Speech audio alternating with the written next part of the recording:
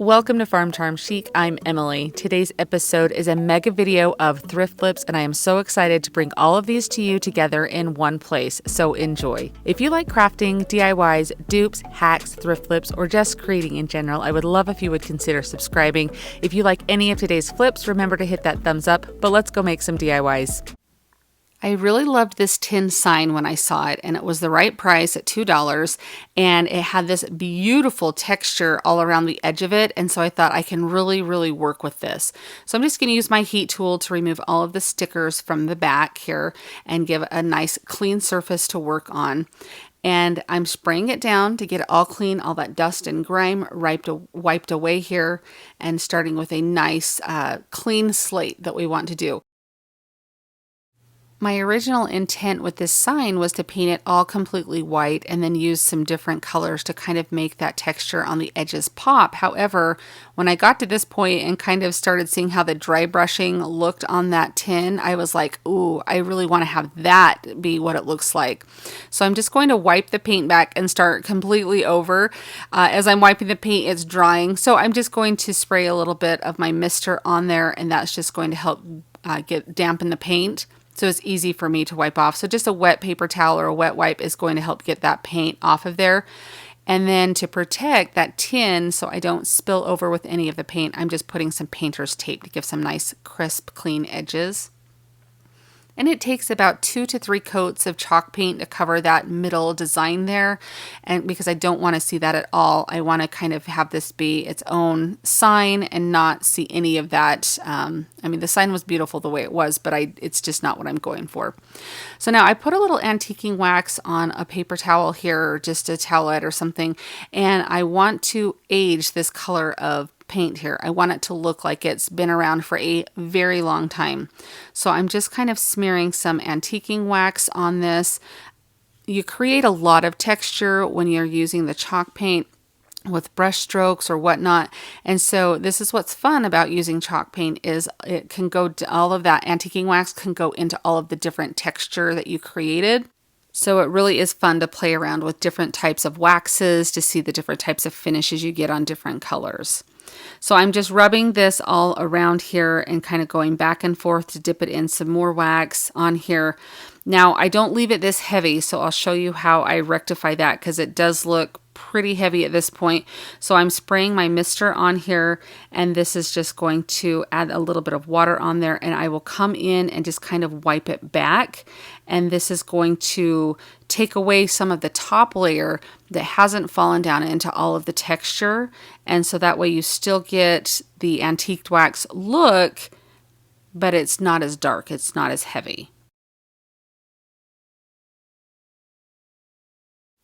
I'm using that same towel that I used to put the antiquing wax on. I'm using it kind of like a stamp to add a little bit of extra texture, a little bit of extra aging, distressing on there.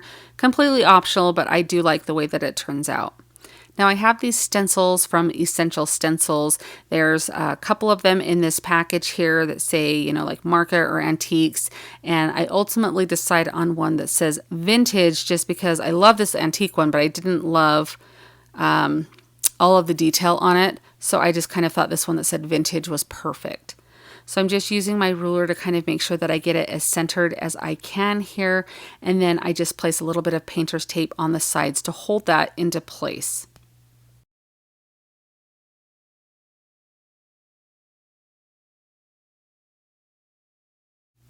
Now I'm going to use some elephant chalk paint with a stencil brush. These stencil brushes also came from Essential Stencils. So if you do happen to get some stencils from them, pick up their brushes because they are so much better than the cheap Dollar Tree brushes. And they're not super expensive either. And they last, if you take care of them, they're going to last a very long time. But I'm just using a up and down pouncing motion as well as a swirling motion. And I let the first layer dry and I actually go back in a second time because I wanted that vintage to really, the words to really pop or the letters to really pop on there. So that's why I decided to go over it twice to give a nice thick coat to it. It's always fun to peel back your stencil and reveal your design. I just think this turns out so beautiful. Their stencils are amazing, so I highly recommend checking them out if you like to do stenciling or rub-on transfers at all. So now I'm just going to go over the letters here with just a little bit of paint. This is just the paint that was left over in my brush from painting the sign, to go over the letters to kind of make them look not so crisp and clear. It just adds a little bit of weathering to them, I would say, maybe even more than distressing. And then I'm going to just peel back all of this painter's tape to reveal the edge of my sign.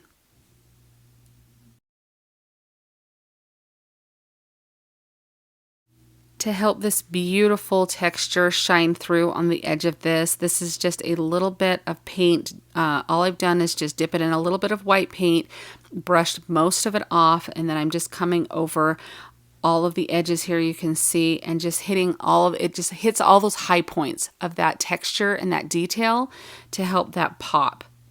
And I really, really love how this turns out. This got such a beautiful design on that edge, and where it was left the color that it was, like you couldn't really even see all of that detail. So I just am taking my towel and a little bit of antiquing wax. All this is doing is it's just aging the paint that's on there a little bit, and it's brushing back some to kind of help that natural brown color kind of reveal itself as well.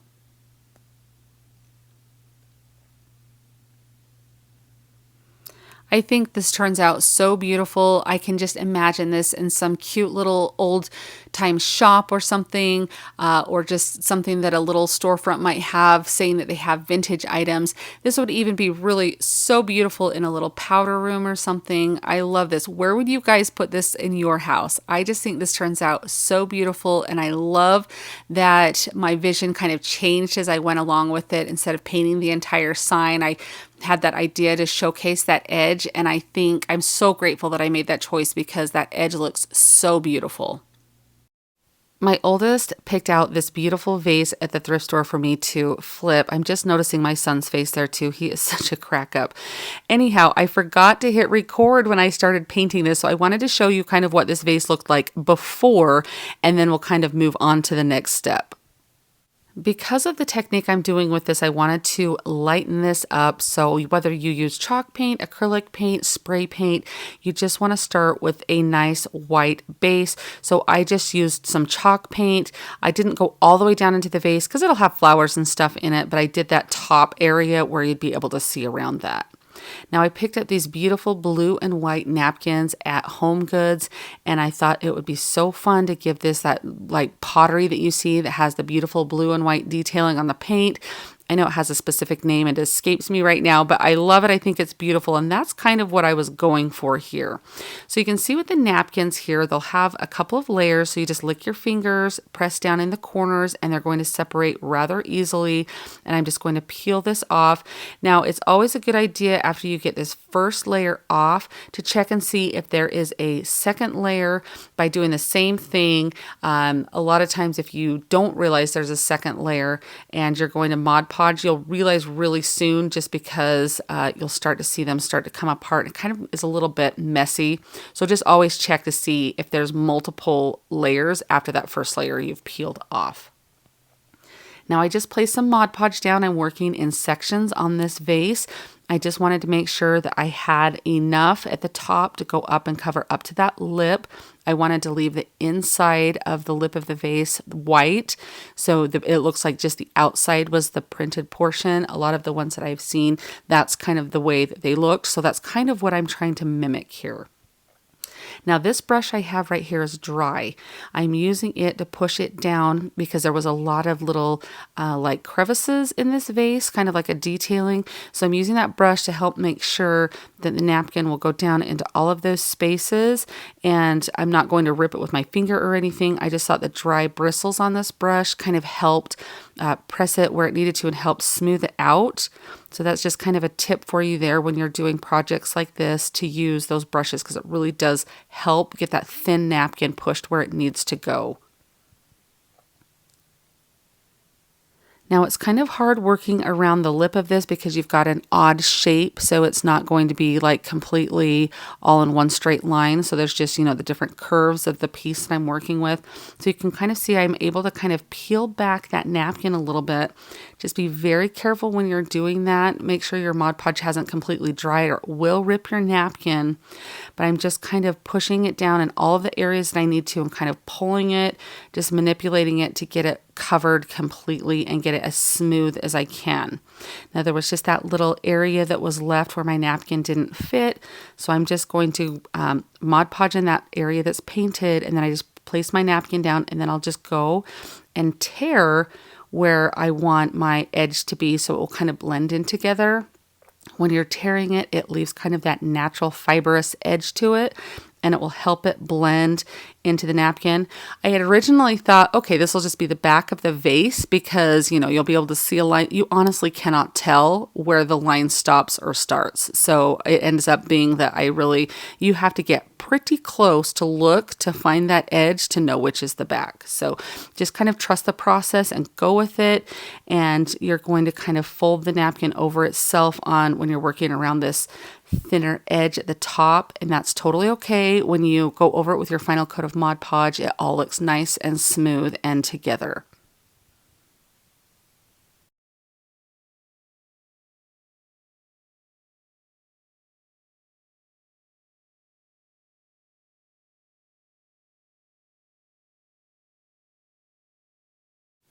To make sure I have a nice clean edge on the bottom, I'm just using my fingernail file and I'm going over this. I'm sanding towards the bottom of the vase here. You can kind of see just an motion that's not going to peel back your napkin, but this is just going to gently sand it off so you have a nice clean edge. And that's kind of what I do, or not kind of, that's exactly what I do around the base of this. When I did that, I did notice that there was a couple of areas on the base that weren't glued down as much as I wanted with the Mod Podge. So I just take my brush and I'm just kind of going over the top of it first to see, and I do end up having to put a little bit more Mod Podge on my brush and kind of slip it underneath that napkin just to give it a little bit more juice, if you will, to kind of help that adhere to the surface. And that way I'm not going to have a problem where this is lifting up or anything.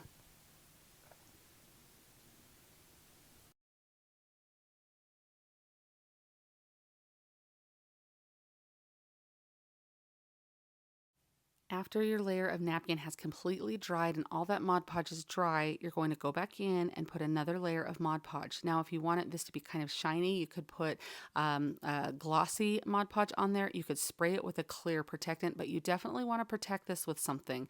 But you guys, look at how beautiful this piece looks. I love this. I mean, this is what you're paying like buku bucks for in the stores, these high-end pieces with that beautiful blue and white detailing. I just think this turns out so pretty. I have blue and white in my home, so I'm excited to use this in there. But I mean, this literally was just like under a couple of dollars to create. I mean, how amazing is that? What do you guys think of this one? I picked this sign up at a garage sale last summer, and I absolutely love the little faux shiplap slats that are in there. Now, this sign is cute the way that it is, but those colors do not match my house. They're kind of a little dark and drab for the fall colors that I do. So I'm excited to brighten this up and make it every day. So I take it out to my garage and I just sand it down really good with my electric sander so those letters aren't going to be peeking through the paint. And then I'm just using my little fingernail file here to do a little touch-up sanding if there were any areas that I needed to focus on, or once I got it under better light, I could kind of see some areas I needed to sand a little better. Then I just take a baby wipe and make sure that all of that grit and everything from sanding, all the dust, is totally off of it before I start painting it.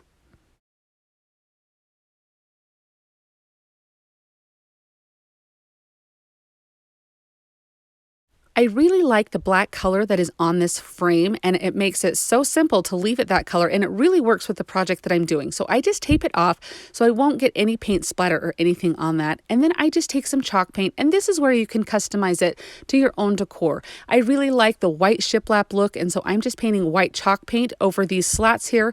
I do one good coat, let it dry, and then go back over and do a second. You can do however many coats it would take to cover your project. Just know that when you're using white paint, you can kind of see my first coat there is not super, doesn't have a lot of coverage, so I'm just using my heat tool there to kind of dry that quickly so I can kind of move through this. The second coat has a lot better coverage since it is that farmhouse style and it is rustic. We want it to look a little bit aged. It's okay if you can see a little of that original base coming through. Now I'm just going to remove the frame to reveal that black portion of the frame, and I will go through and sand all of the edges and the corners to make it look even more distressed. It was already beat up kind of a little bit, so I decided just to embrace that since it is farmhouse, and we're just going to sand it a little bit more and make it a little bit more aged. Now, can you see those slats where the shiplap is? You can see the paint pooling there. I really liked how that looked. It just kind of gave it more of that aged look. Now, I got this frame at Hobby Lobby. It was on their clearance, so it was about $5, it looks like there, and I loved how this looked. It was the perfect size for this. You could do whatever shape of wreath you have, whatever color, make it for Christmas time, fall time. You can change this out however you would like to do that. I have this thick burlap ribbon, and so I am just going to make this hang from the burlap ribbon. So I just cut a length of that, and then I am just lining the edges of that ribbon up. Now, I really wanted this to be sturdy hanging from this. I didn't want it to go over the top of the frame to the back. I kind of wanted to put it underneath, if that makes sense. So I just kind of pry that shiplap a little bit until it opens up there. And then I'm just going to feed that burlap ribbon through over to the back edge.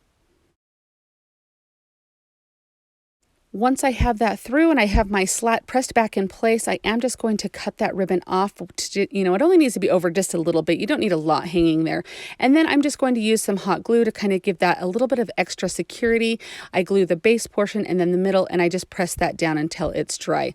Now, it does have these little sawtooth hangers. I do take one of those off. I use a hammer to place it on the back there so I can hang it the correct direction. However you would like to hang it is up to you, or you can even just lay it, stand it up against something.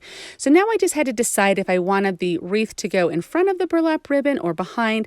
I chose to leave it behind. That's a matter of personal preference. I am so pleased with how this came out. I absolutely love this. It is perfect for everyday farmhouse. I can even change the wreath out for different seasons. Next time you're at your thrift store or a garage sale, look for these staple pieces like this that maybe you don't love the design and you saw how easy it was to change and make it super neutral. All right, I used the flowers from this pot in a earlier thrift flip, so I'm using the pot now, and it has this horrid styrofoam in it. It is that kind that breaks apart, and it's very staticky, sticks to everything, lots of little styrofoam balls everywhere. And I want to show you that as I was pulling this out, I noticed it had some wires in there. So whenever you're doing anything like this, just be very careful. You never know what you're going to find, and you definitely don't want to cut yourself on anything. You can see off to the left, there was actually 2 of those in there. Now this styrofoam went to the very bottom of this pot. I just didn't want it around my home. I wanted to contain it, get rid of it, and let's move on from it because I hate this stuff so bad. So I just scraped down the edges here just to get everything removed from the pot. And you can kind of see it's just stuck to my hands everywhere. Now, in case you didn't know, if you are to mist this with a little mister bottle, you can put your hands over the trash and spray your hands down. It reduces the static electricity and it makes it much easier to kind of work with when you're cleaning it up. So keep that in mind. Now you can kind of see here that I'm painting this white, but you can see the difference between the tone. That original tone is kind of a yellowish greenish undertones to it. I don't love the color, but I really just want to try a different technique. So on the second coat of paint, I go up and down with a sponge tool. I just want to reduce the brush mark so it has kind of an organic, natural look. Now I went out to my flower bed and I grabbed some dirt and I sprayed it with my mister bottle to kind of get the consistency of mud. And I'm going to rub this all over the pot. I've seen this on Pinterest, techniques where people do this to kind of get that earthy, dirty look to the plaster pots like this. So I wanted to give it a try. And this is the perfect project since it's a thrift flip. If it goes wrong, then I can just toss it and move on. But I really just thought it would be fun. So I'm just rubbing this all over, just smearing it, rubbing it in so it gets into all of the little nooks and crannies of that plaster. And I even go all over the inside of the pot as well, just making sure that everywhere is covered and that was pressed in really good. I even took my Cricut scraping tool. You could use just a leftover gift card or something to do this. You could probably even skip this step. The mud was just so caked on here that I wanted to scrape the majority of it off, and I thought this would push it into all of those little crevices a little bit better as well. So I'm spraying it down with my mister bottle here to kind of get the excess off. I just want to wipe this down now and clean this off. Now I go through this whole process and I realize there is an easier way, but I wanted to leave this in here because if you can't get outside to use like your garden hose and you're doing this like on a table or your sink and you don't want a bunch of mud going down your sink, obviously, I just left this in to show you that you can do this with a mister or a squirt bottle. And it works just fine. You can get all of that excess dirt off of there. So this is when I realized that I'm like, I've got to spray this out. So I take it outside and I sprayed it. I sprayed the entire pot down and it left a good amount of the dirt on there. All of those little crevices kept that dirt. So to get it a little bit more, because it did kind of get it a little bit more clean than I wanted, I'm just taking one of the dirty rags that I have here and just kind of in a stamping motion, like a texture stamp, I'm just going up and down to add a little bit more of that dirt to it. Obviously, if you're doing this process, you like the look of dirt, so you probably would want to do this to kind of keep that real organic look. But I go around the lip of the pot, inside of the pot, everywhere. I wanted this to look like, since it's this plaster, like maybe had just been found out in like a French country barn somewhere that would used back when somebody was growing their seeds or something like that. Just a real organic look to it.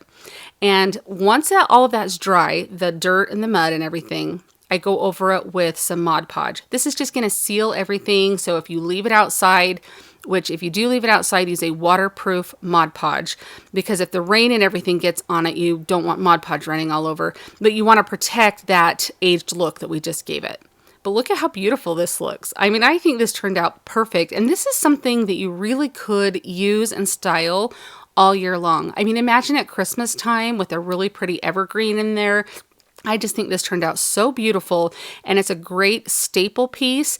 And I mean, I think I paid $3. I used for this at the thrift store. I used the flowers in another project, and then with some paint and some mud, I think it looks great. I was very excited. This technique was a lot of fun, a little bit dirty. It took me a few minutes to realize I probably needed gloves on, so start with the gloves.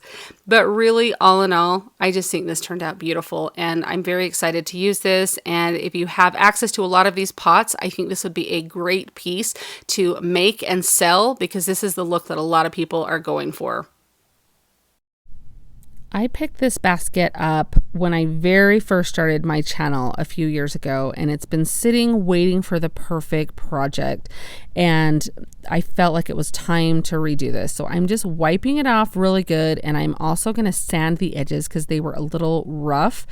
And that way it's not going to be super rough. It'll be a little smooth. I just didn't want to get any slivers or anything, to be totally honest with you. This basket is beautiful, but the color is just not something that I have in my decor, that kind of almost like orangey look tone to it. So I thought I would totally paint this. Now, spray paint might have been a better way to go. I'm not 100% sure. I just kind of started painting it with my chalk paint, and I used this chip brush to do it, which a chip brush just has those natural bristles in it there. So you may get a bristle or two to come out, but it's very good for distressing and adding texture, which is definitely what I wanted. So I paint the entire thing white. It did take a couple of coats. It did take a little bit of time. And I'm just going to take some painter's tape here because I really wanted to add a stripe to it. You guys know I love to add stripes to things, and so I thought this basket would be the perfect thing to do that with. So I just taped off a little area, was just kind of eyeballing what would probably look the best. And I'm taking my vintage duck egg from Dixie Belle. But of course, when you're doing your projects, you're going to be matching your decor. So definitely pick a color that would be, I mean, even just a plain gray, I think would be really pretty and really basic if you wanted to, or even like a cashew type color would be really pretty. So just a little color, but not a lot, something to add a little variation. But it's very easy on the basket here to kind of go over the areas with that tape there. The tape does a really good job as far as being a barrier. And I feel like where you have the weave of a basket, you've got a little bit of a buffer there in case you did go outside of the lines a little bit. But you can see it turns out pretty cute. And on the top, I couldn't come up with a good way to space my stripes, and so in the end this is kind of what I came up with, and it did end up looking really good. You'll see here, but I mean, it's not the most even of stripes, but I distress it so it looks okay. No, I do go in and distress it though, because I really did want to have that really aged look to this. That little bit of like this piece came from being around a really long time, has lots of stories to tell. And so I'm just going over with my fingernail file to really get that rustic look to this. And I even go over the basket part here. And you can see where all the weave of the basket is. It really does pick up that sanding and adds that really good texture for that distressed look. And I did take my time and go through all the pieces. And on the white pieces, I will even sand those down to reveal some of the original color. And then I just take a baby wipe and wipe the entire thing down, because you get a lot of dust and everything. And I even did the handles. You can kind of see I distressed around the edges of the handles. This piece distressed up so nicely, but I think it turns out so beautiful. I feel like this has such a good French country vibe to me. I love it. It looks like it could just be maybe even like an old sewing basket that like your great grandma maybe had, or just some piece. I don't know. I think this turned out so beautiful, and I'm excited to use it in my home. And I will definitely use this one much more than I will the original color that it came. My youngest daughter picked this sign out for me to flip, and it's a beautiful shape to this sign. It's in fairly good condition, a few scratches on the front, and I feel like this is a technique that you'd be able to do with any type of sign that you have or anything. Maybe you have a sign at home already that you're ready to give a refresh to or want to try something out on. So the first thing I'm going to do is just remove all of the things from the back, the stickers, the little ribbon they had to hang it with, and all of that stuff, and start with a blank canvas. I picked these napkins up at Home Goods. I love shopping Home Goods for napkins. I feel like no matter what time of year it is, when I stop in and look at their napkin selection, they have the most beautiful array of different napkins, very high-end looking, and it's so fun to use them in different projects.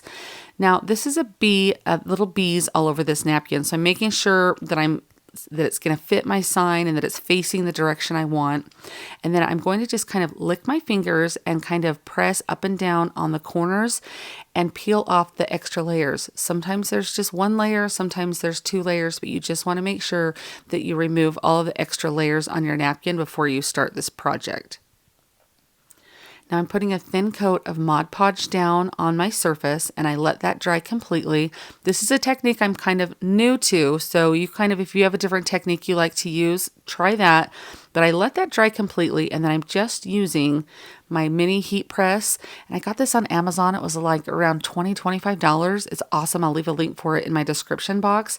But I'm just going to go over my napkin with that, and it just kind of heats up that Mod Podge, and it makes it so flat and smooth. I was so hesitant to try this method for years, and once I did it, I totally love it. So it's an amazing technique. If you haven't tried it, definitely do. Now, to get the napkin off and have it be a nice clean edge, I just went around with an emery board, just kind of went against the edge there in a downward filing motion, and that gives you a nice crisp clean edge. Now I have this stencil from Essential Stencils that I wanted to put on here. If I had to do this different, I would. So I'm just going to explain to you as I go along how I'm doing this. But what I would have done different is I would not have put the artisan part. I would have just left the market part on the sign. When I first laid it down and tried that to see what it looked like, it's hard with stencils to kind of get what your project's going to look like, just because you can't really see. I mean, the stencil was white, so I couldn't quite see what it was going to look like. But anyhow, I should have just left it with just the market because it's a little busy looking, but the technique is still the same. I'm just using a little teeny foam round foam brush from Dollar Tree, and I'm just putting a little bit of the paint on my tool. I wipe the excess off, you can see on my paper there, and then I just go in an up and downward pouncing motion. You could also swirl your tool if you would like to, and that's going to kind of get more paint. You can also use a stenciling brush, but the reason I chose to use this is because the napkin is very thin. And so I did not want a stencil brush, the little bristles, to be poking holes or anything in that napkin layer. Now, when I revealed my stencil, it seemed a little bit dull. The color that I used was a gray color. I should have just stuck with white. However, when I do this, I'm not sure maybe if the gray helped the white pop anymore, but I probably should have just stuck with starting with white. So I actually put the stencil back down and I went over it again. And I think it turned out really cute. It is a little bit busy. My daughter was very happy with it though. She thought it looked really cute. She's excited to put it in her room. But again, I probably would have just put the market on it. But I still think that it turned out lovely. And I mean, it was just a couple of dollars for the package of napkins. And then the sign was $1 and I'm good to go. I just think for that price, it really did turn out so cute. I found this candle holder pedestal at the thrift store and I thought it would be a really, really good piece to have. So I kind of thought about what I wanted to how I wanted to paint it or what finish I wanted to give it. So I ultimately decided to cover it in complete white chalk paint all over. So it takes about 2 or 3 coats to completely cover it. Now this is glass, it's not metal or anything. So it's not something that I'm going to put outside or anything, but I wanted it to look kind of garden inspired, like maybe it was like a piece of wrought iron that had been painted and then was the wrought iron was starting to show through. So I'm just going in with some elephant or some dark gray chalk paint to distress this. And it has a little bit of detail on the very top, the lip around where the candle would sit, that really picked up that detail really well. And then all of the little ridges that are on the base of the candle holder, it really picked up that distressing well. And so I just kind of went in. You can always add more, so go with a little bit and keep adding. And then you can also add some white paint back over the distressing if you feel like you've added too much to tone it down if you want to. I really wanted to make a moss ball to sit on top of this pedestal, and in the floral accents section of my craft store, I found this little wicker ball almost, and I bought this garland. It was on sale for 50% off, so it was $7.50. If I tried to think of some different ways I could actually make this, get a form for this moss ball.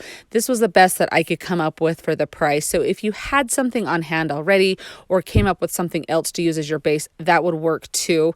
But what I'm doing is I just zip tie the end of this garland onto what is going to be the base of my moss ball. And then I wrap it all the way around one way, turn it around and wrap it all the way the other way. So that way it's wrapped around twice and it is crisscrossing, if that it all makes sense. So it goes north to south and east to west. Once I zip tie both ends down to where the base of my moss ball is, I am just breaking apart all of these little teeny vines that are coming off and all these little stems, and I am just tucking them into the grapevine on the wicker or the wire, whatever. It's several different elements that are there. So I'm just tucking it in as I go around to make sure that this is completely covered. Now I just picked a greenery, a garland that had a lot of little leaves like this that would easily tuck in. So if you're going to recreate this, you're just going to look for something that has a lot of long stems that you can stretch around. So you can kind of see how that went all the way around there. Now I'm just taking some jute twine and I'm just going to tie it on the base there. And then I'm going to wrap this around several different ways, directions, everything to hold that moss down. And it also looks like this moss was, that's what's holding it down onto the ball, and that was the look that I'm going for. And I go around maybe 15 times or more. I mean, it's quite a few times that I go around. And if there's any pieces that are really sticking out that didn't get tucked in, I make sure that the twine is tucking those in as well. You can kind of see, I'll go back over and make sure that that goes on those. And once I get this as wrapped as many times as I want, I'll just cut it off and I'll return back to that place I designated as the bottom of my moss ball. And I will just tie it off in a knot there. And then I go back through, and if there's pieces that need to be tucked in under the twine, I do that. Or if I want to pull them out, because I want it to kind of have a fluffy feel, I guess would be the best way to describe it. So I go through and you can kind of see me here, I'll pick some out. So that way the twine is a little bit buried inside of there, if that it all makes sense. This is the look once it's finished. I love how this turns out. I have seen these moss balls go for way more than I paid. I absolutely love how this turns out, and I feel like it has such a good spring and garden vibe. I would definitely love to hear your thoughts on this one down in the comments. This is one of those pieces that I had a bunch of different ideas for, and I'll kind of go through the process of how I ended up with what I do with this. So it's kind of just like an apple basket or a bushel basket, but when I got looking at it, you can see on the underneath of that lid, it has the name Dale on it, and when I actually turn it upside down, it has a for Dale. So clearly this basket belongs to Dale. Wherever you are, Dale, I'm sorry. I found your basket at a thrift store. So hopefully I do something with it that you actually like. So I started sanding off the name because I didn't know how to get it off there. I originally was going to paint this basket, but the more and more I kept thinking about it, and literally one night didn't get to sleep for hours because I kept thinking about this basket obviously was special enough that somebody was like leaving it for someone else when they passed away or something, or making sure that Dale got this basket.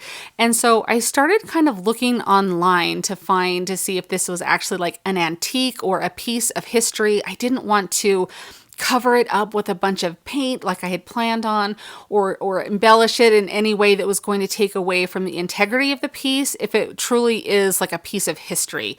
And there was only 2 baskets I found that were remotely like this with this kind of lid, and they were kind of spendy. I mean, around $150. I paid $2 for this basket. So Dale, I made a good profit on your basket. But I just couldn't come to like do anything with this. I didn't want to stain it. It was a little bit lighter than I like matches my decor. My decor is a little bit more rich tones of wood, but I really, at least for the main part of the basket, the lid I think is about the color I wish the whole basket was, but I didn't want to do anything to this to ruin it. So if you know anything about these baskets, I would love you to give me any information. All I'm doing here is there was a couple of sharp edges to it that I needed to sand down, and then there was some stains kind of on the top part of the basket lid and on the bottom. So I just kind of sanded those a little bit to get them off, just because I wasn't able to get them off with a lot of water. Here you can kind of see I spray it down with a little mist, and I go over it with a towel just to kind of see if I could get some of those stains out. And it worked pretty well, but you can still see them if you look close enough. But again, I just didn't want to do something to ruin this piece. It's got this is real leather that's coming off of the sides there, and that's hinging it together. And then it's just the craftsmanship when I got looking at the basket was just something that was not like mass produced. Like it was definitely something that was indicative of the time period that it was from or something. And it makes me wonder what you would actually have used a basket with a lid like this. I'd never seen a lid quite like this. I've seen other types of lids, but not one with the leather hinges or this straight piece on the basket on the right hand or left hand side there. You can see that piece where the handle is attached to, and then it's got that little knob to pick. I've never seen that before in these bushel baskets. So please, if you have any information, or if you know where Dale is, let's see if we can get this basket back to him. Or probably somebody just went through his stuff and went, this is garbage, get rid of it. And hopefully we can make a good treasure out of it. I did kind of go over his name a little bit with the water to remove it, but you still can see that it says Dale on there. I thought that was kind of a fun little touch to leave there. So you can see that you can still see his name there. It's a little bit wet, so it might be a little bit hard to see on camera, but you can definitely tell that this basket is Dale's. So since I've moved on from doing actually anything to the basket to ruin the integrity of the piece, I've just decided to embrace it as it is and use it as a decorative element. So I'm taking just a dish towel that I have here, and you guys, this mini heat press, I use it all the time for crafting. I was curious if I would ever even use it, and I use it all the time. So I just kind of ironed out a little dish towel. I put some bags in the bottom of the basket to kind of bring up the base so I could use it, put some things in it, and that way they wouldn't sink all the way to the bottom. So I'm just kind of putting this little towel at an angle here, having the cute corner peek out. I'm putting a little bit of greenery in there. I have this as an old like beginning French book that I inherited from a box of stuff from my grandma's house. I don't know if my grandma ever spoke French or not, but she had this book. It was from 1940 was the copyright date on it. And then I have these little bobbin thread here that I'm going to use that I picked up at another antique store that I have a couple of them. And I thought that kind of tied in that wood color of the basket there as well. And so I just kind of stagger those in there. And I thought that brought in such a fun element with a little bit of of the metal on there.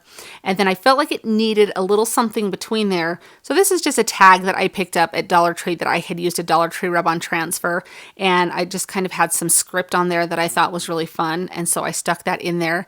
And look at how beautiful this is. I mean, I think this is a great way to use a piece like this that you can leave it, because again, I don't know if this basket is some big piece of history or if it was just something that, you know, who knows, was mass produced at one point or something and is worth nothing, but it's beautiful the way it is. I think if you had a shop or a storefront or something to use something, a piece like this to put some cute little trinkets in would be beautiful. But I think I'm going to have so much fun decorating this for different holidays and different seasons. What do you guys think of this piece? Would you have made the same choice that I made, or would you have just gone ahead and painted it? Rolling pins are super easy to find at thrift stores, antique stores, in this case, vintage market days. In fact, I saw so many of them in different booths at vintage market days. I started taking a little bit of footage just to show you. It was almost comical that like almost every booth had some type of rolling pins. Now, whether you have some vintage ones or newer ones, you want to showcase them maybe in a collection, maybe you just have one that you want to showcase, I have a really fun idea for you that you can do with vintage rolling pins that's not going to compromise the integrity of your rolling pin. You don't have to use paint, but you can even change it up for different seasons and do it however you want. I really love this idea, and I hope that you guys like this too, because it is super fun. Now, this is some fabric I picked up at Dollar Tree. I thought it was very perfect for a kitchen DIY. Kind of has like the farmer's market, the butcher. I just really thought it was perfect for this project. So I'm just putting a little slit in one edge of the fabric, and I'm going to tear this down. It tears pretty easily here, and the point of this is to have a really frayed edge. So I'm going to even kind of pull some extra little strings out and make sure that's a really like ratty-tatty frayed edge there. And that really gives that nice farmhouse aged look. And then I just kind of lay it up against my rolling pin, and you just decide how much of your rolling pin you want to have showing and how much fabric you want on there. I just kind of eyeballed that, and I just put a little slit in, and I'm going to tear this piece off and do the same thing with it, pulling away all of the extra threads and everything to give it a really frayed edge look.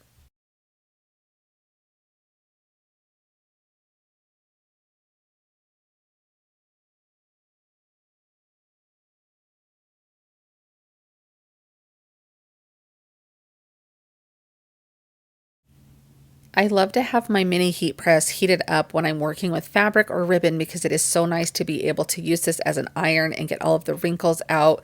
It really is a great tool to have.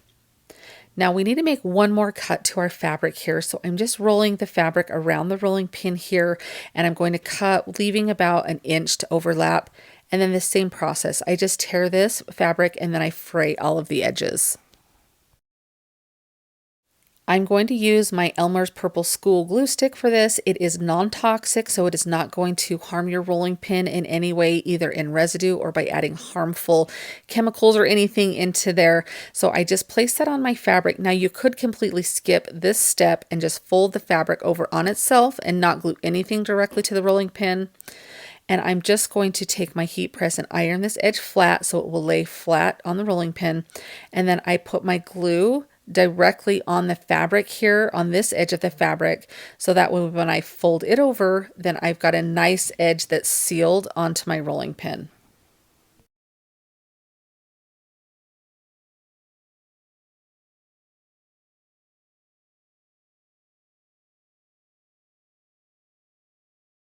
Putting this edge down and you're pulling it kind of taut, you just want to pay attention to the line of the fabric and make sure that it stays as straight as possible so it doesn't look all ski-wampus or anything. And I do take my heat press and I go over this edge. This helps if there's any wrinkles or any creases or anything that happen. It smooths those out really well. Now you could leave your rolling pin like this, but this is the fun part for me, is embellishing it. I love how mine turns out. Yours may look completely different than this, so hopefully this just helps give you some fun ideas. I just take some of the thicker Walmart twine and I wrap that around 3 or 4 times and then tie it off in a knot. and I took a little sprig of the Walmart boxwood, as well as this little piece of lavender that came from this year's Dollar Tree spring bundle, and I just placed those under the knot there. And then to get them to stay, I take my hot glue, and you're just going to place the littlest amount of hot glue, just enough to keep those in place. This is going onto the fabric. It's not going to harm the rolling pin in any way. I had made this little beaded chain, and I thought, oh, May, do I want to put it on here? This is me trying to hold it up to decide if I decide to put it on or not. It really went back and forth on this. I do end up adding it, and I really do like how it looks, but it took me a minute to kind of imagine what it looked like. But I just essentially tie this around the knot so it's on there. I take some smaller twine, and I just wrap that around my finger, maybe 10 times or so to make a little finger bow. I'll just take another piece of twine and wrap that around the middle to make a little bow here, and just tie that off, and just those loops are going to make a cute bow to put on here. I know bows aren't everybody's thing. I think it looks really cute on here. It needed something extra, and in my mind this was the perfect thing. So if you had a different idea, it would be fun to know what else you guys would try. So just a little bit of hot glue. I let that dry for a little bit before I place it down so the glue doesn't squirt out everywhere. And then I just kind of move my tassels, or the tails of the bow there. I trim them up a little bit so they're not so crazy. And then here it is. Now, the fun thing about this is if you were to hang this, because it's got a hole in the handle, and kind of switch the direction of your bow, then those beads hang really cute if you were to display that like off of a hanging rod or something. I'll show you what that looks like, but I think this looks really cute. I think the florals on the one side and the beads on the other really do kind of balance each other out. Here's a look at what it looks like hanging. What a fun way to display this if you have a hook or a shelf somewhere that you could hang things from. And imagine if you were to do this for some different seasons. It would be really easy to change this out because we're not compromising that rolling pin in any way. But imagine like a Christmas rolling pin or fall or something. I just think what a fun way to bring an actual kitchen item in and use it as decor, especially if you have some vintage ones or a collection. Kind of a fun, unique way to display these. What do you guys think of this one? I really love the size of this piece that I found. I'm not sure if this was a tray or if it was almost like a display case like base or something like that. I'm not really sure. It was just a couple of dollars, but when I saw it, I knew exactly what I wanted to do with it. So I have these feet that came from the wood pile section at Hobby Lobby, but you can find these at a lot of different like lumber stores, even craft stores, Amazon. They're like big oversized wooden beads, but instead of having a hole through them, they're like sliced off on the one end. So they've got a flat surface to glue onto my base here. So I'm just putting a little bit of wood glue on here because I want this to be really strong. I want this to last a really long time, and I will use just a little dot of hot glue on each of the feet here just for that instant hold. But I really want this piece to kind of be a timeless piece, and that cherry wood that's on it is not doing it for me. So what I'm going to do to make sure that I get these feet completely even is I'm just using my ruler to kind of measure out where I want these. You can eyeball it, you can use a ruler, you can even draw some pencil lines on there. I end up painting the entire surface here, and so if I was to draw any lines, they would get covered with the paint. But as you can see, it's very like lacquered cherry red wood something that's on there. So I wasn't sure how the chalk paint would stick to it, so I thought I would just rough up the surface a little bit just to make sure that it wasn't going to, I think with chalk paint I would have been okay, but I really just wanted to kind of sand this down to make sure I had a little bit of something for the paint to grab onto there. So I'm just using, this is just like Adirondack white, I think I said that wrong, Adirondack? I think that's how you say it. I'm like, I can see it in my head or hear it in my head. But anyway, it's a white color by Waverly and Waverly or Folk Art. But I just paint the entire surface and front and back. And it took about 3 coats to cover up all of that cherry wood. Now I really wanted this to have kind of a Euro cottage feel or French country feel. And so I really wanted to drive that home with some ticking stripes on here. So I just measured a couple lengths of tape and then taped it off. So that way I'm going to paint a big stripe down the middle. And I chose to do a mineral color. This is kind of a very light gray color, almost a little bit of tan to it. And you can see, and I do a couple of coats on here, and then when I peel this back, this side looks absolutely great. It looks wonderful. I love that satisfying feeling of having some nice clean stripes. But when I go to peel off this second piece of tape here, you'll notice that I have some areas that I did have some bleed through. So I'll show you a little trick that I have yet to try until the next couple stripes I put on this piece. And so I'll kind of show you that in a moment here, kind of how to avoid that. But as I'm peeling this back, I'm starting to notice that there are some little blemishes and things there that I'm not super happy about. You can kind of see that second stripe all along, really. It kind of had some little boo-boos there. So carefully, I'm just taking one of my bigger brushes. You can use a big brush, little brush, whatever you feel more comfortable with. And I'm just going with that original white color, and I'm just kind of touching that up. Now I want a couple different stripes on either side of that middle stripe.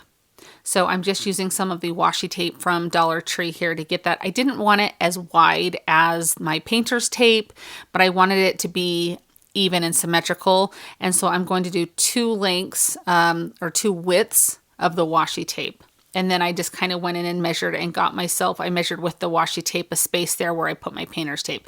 So that way I've got my negative space. So what I'm going to do to minimize bleed through, and I've never tried this, I've seen a lot of crafters do this, and I'm always like, I'm too quick of a crafter, I don't have time for this. But I thought I would try it on this, and it actually works pretty well. So don't you hate when that happens and you're like, no, I know better, and then you try it and you go, okay, what have I been waiting all this time for? So you paint the original color on. So that white color is the color that I went to paint on, and I'm going to dry that thoroughly.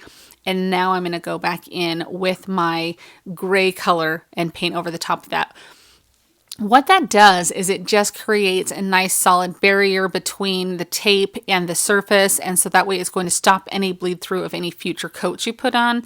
And so it really does help. You can see how crisp and clear these lines are when I take these pieces of tape off. This is just such a satisfying feeling to see how beautiful and wonderful that is. So it does take a little bit of extra time because you essentially are adding one extra layer of paint to your coat of paint to your time, but it really is worth it because you don't have to go back in and touch up. So now I wanted to go in and kind of distress this a little bit. That's up to you. I love to have things look like they're old or they've been around for a minute or two. And you could even just leave it as is, but I have these really fun like French labels here. This is from Chalk Couture. I have some information in my description box for Chalk Couture. If you want to click on that, you can always reach out to me on Instagram if you have any questions. But with these are kind of like screen printing. So you're just defuzzing it or fuzzing it. It wouldn't be defuzzing because you're adding a little bit of fuzz because you don't want to peel that paint off. So that's what that little pad was for. I was putting it on and I do my best here. I get my little ruler out to measure. I get asked a lot about where I get these rulers or where I got this. And I got them several years ago from Home Goods, TJ Maxx and Home Goods. So I always keep looking. If I ever find some, I will let you guys know. So I have this chalk paste that is also from Chalk Couture. And so this is what you will put over it's kind of like a stencil, but it's just a little bit different because that's kind of where the screen printing process comes in a little bit. Because you put on that chalk paste and then you scrape it off as I'm doing here. This paste was really thick a little bit. You can kind of see I'm using a little bit of elbow grease. And then after I get that all scraped back, I'm just going to peel this back to reveal my design. Now this has an adhesive on the back. I can wash this out with some water, clean out the stencil part and place this back onto its backing. And I can have this stencil to use for several more times. So that is one of the things I hear is it is a little bit of an investment to go with some of these Chalk Couture pieces, but if they're pieces you'll use a lot, they're wonderful. But look at how pretty that design is. I think I love that. I wish it had been maybe a little bit bigger for this piece, but I really like how it looks on here. Plus it's not going to take away from a display that I may put on here as a riser. There was just a little boo-boo right there, so I just go in with a little bit of paint and touch that up. And then instead of sanding the label here, I'm just going over so lightly, ever so lightly with just a little bit of dry paint on there to kind of distress that because I don't want to sand it, it's going to smear it. But look at how beautiful this piece turns out. I do feel like this is a timeless look, especially if you're going for that French country vibe or that Euro cottage that's starting to become so much more popular now. I think this is such a beautiful piece and it's going to make such a statement and last a very long time. I would love to know if you guys like this piece. I was at my mother-in-law's the other day and she had a pile of stuff bound for the thrift store and this bucket was in there. And so I'm going to call this a thrift flip because it was on its way to the thrift store and I rescued it. So a thrift rescue. Anyhow, it's this darling metal bucket and the sign on it was really cute. I'm just checking to see if that handle comes off easily at all, which it did not.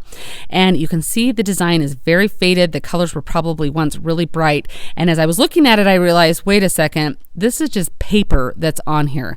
So I did my best to tear as much paper off as I could. I kind of used my putty knife to go around. There was like a little ridge around the base and the top of the bucket. You can kind of see those there.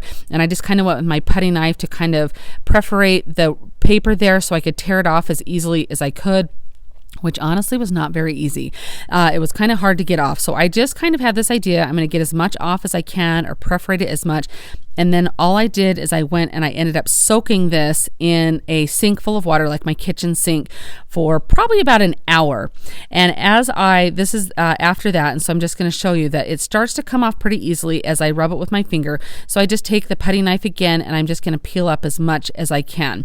And it does a pretty decent job this time of being able to scrape it off, but there was still a little bit. You'll even see some areas like you can tell that the water didn't even touch it because the paper was so adhered and the water couldn't touch it. And so I had to end up soaking it again. Some of it just peeled off so easy, that top layer did, but you can kind of see in the center there, that's where that little dry spot was. So I took my sander, sanded it a little bit to kind of help break up any more of the paper that was on there. And then I took it back to my kitchen sink and let it soak maybe for 10 or 15 minutes. All I did there, which I'm sorry I don't have footage from in my kitchen, was I just took a sponge and on the scrubby side of the sponge, just kind of went around all of these areas that you can see here. I actually was thinking this looks kind of cute, like the way it was there, but I just kind of scrubbed all of that off with that side of the sponge and it came right off. And there was a few little areas when I got it back down into my craft studio, so I just used a baby wipe to wipe those off. Now, this is my first time ever using Dixie Belle paint. I found a cute little antique store in my neck of the woods that had a booth that had a bunch of different Dixie Belle paints, and I have seen a lot of different crafters use it and I had never tried it, so I found this duck egg color, which I absolutely love, and so I thought this would be the perfect project to try this on. I'm kind of going for a vibe of like a French flower tin here, and so you'll kind of, hopefully I achieve that, or you think that I do. I love how it turns out. So I'm just very careful to go around the hardware on where the handle is, because I do like that color, kind of the rusty metal color there showing through. So I'm just very careful as I go around the edge of that, and I'm just using my heat tool between layers because you can see how fast it dries when you're using your heat tool, so you can move right on. And honestly, it didn't like crack or anything like that. This paint is very well, I definitely can see why a lot of crafters gravitate to this paint, and I can also see why it is a little bit more expensive than your typical chalk paint. I was very pleased with it, and I'm excited to try some different colors and maybe even some furniture projects with this. If you guys would like to see some furniture flips or furniture makeovers, let me know down in the comments, because I love doing furniture pieces and I haven't done a lot of them on my channel because I normally do a little bit smaller craft items. But if you guys would be interested in that, definitely let me know down in the comments, because I would love to start showing you guys some of those. Now, it took a couple of coats of paint to get the color that I wanted on there, the coverage I wanted. And I apologize that I realized I had not filmed me doing this whole stencil process, but I'm just using this little stencil foam thing from Dollar Tree, and I'm just using some black chalk paint and pouncing up and down. I kind of swirl it a little bit to get into those letters. This stencil just came from Dollar Tree. You could make your own stencil, use whatever, but I thought it would be so cute to put fleurs on there. I hope I said that correctly. I do not speak French, but that is French for flowers. I do know that, but I just thought that would be so cute, especially since I was going for the French vibe with it. And I end up putting some darling hydrangeas in it, and I just think it looks so cute. But I kind of take a little brush here.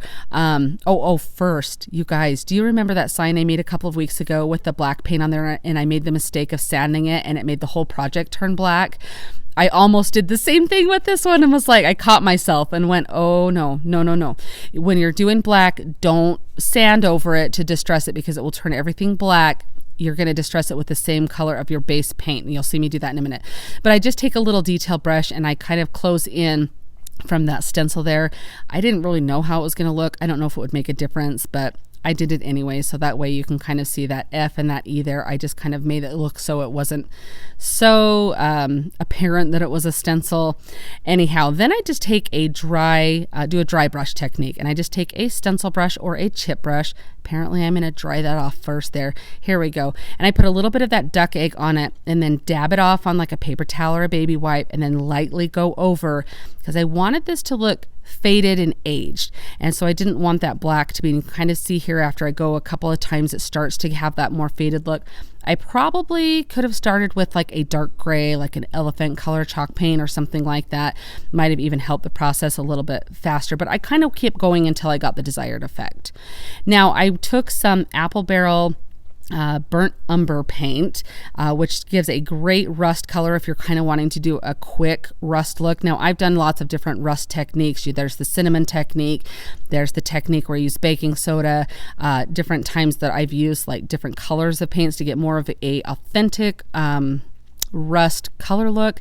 This one I was just kind of going for, let's just make this quick and easy, and that burnt umber totally achieved what I wanted it to.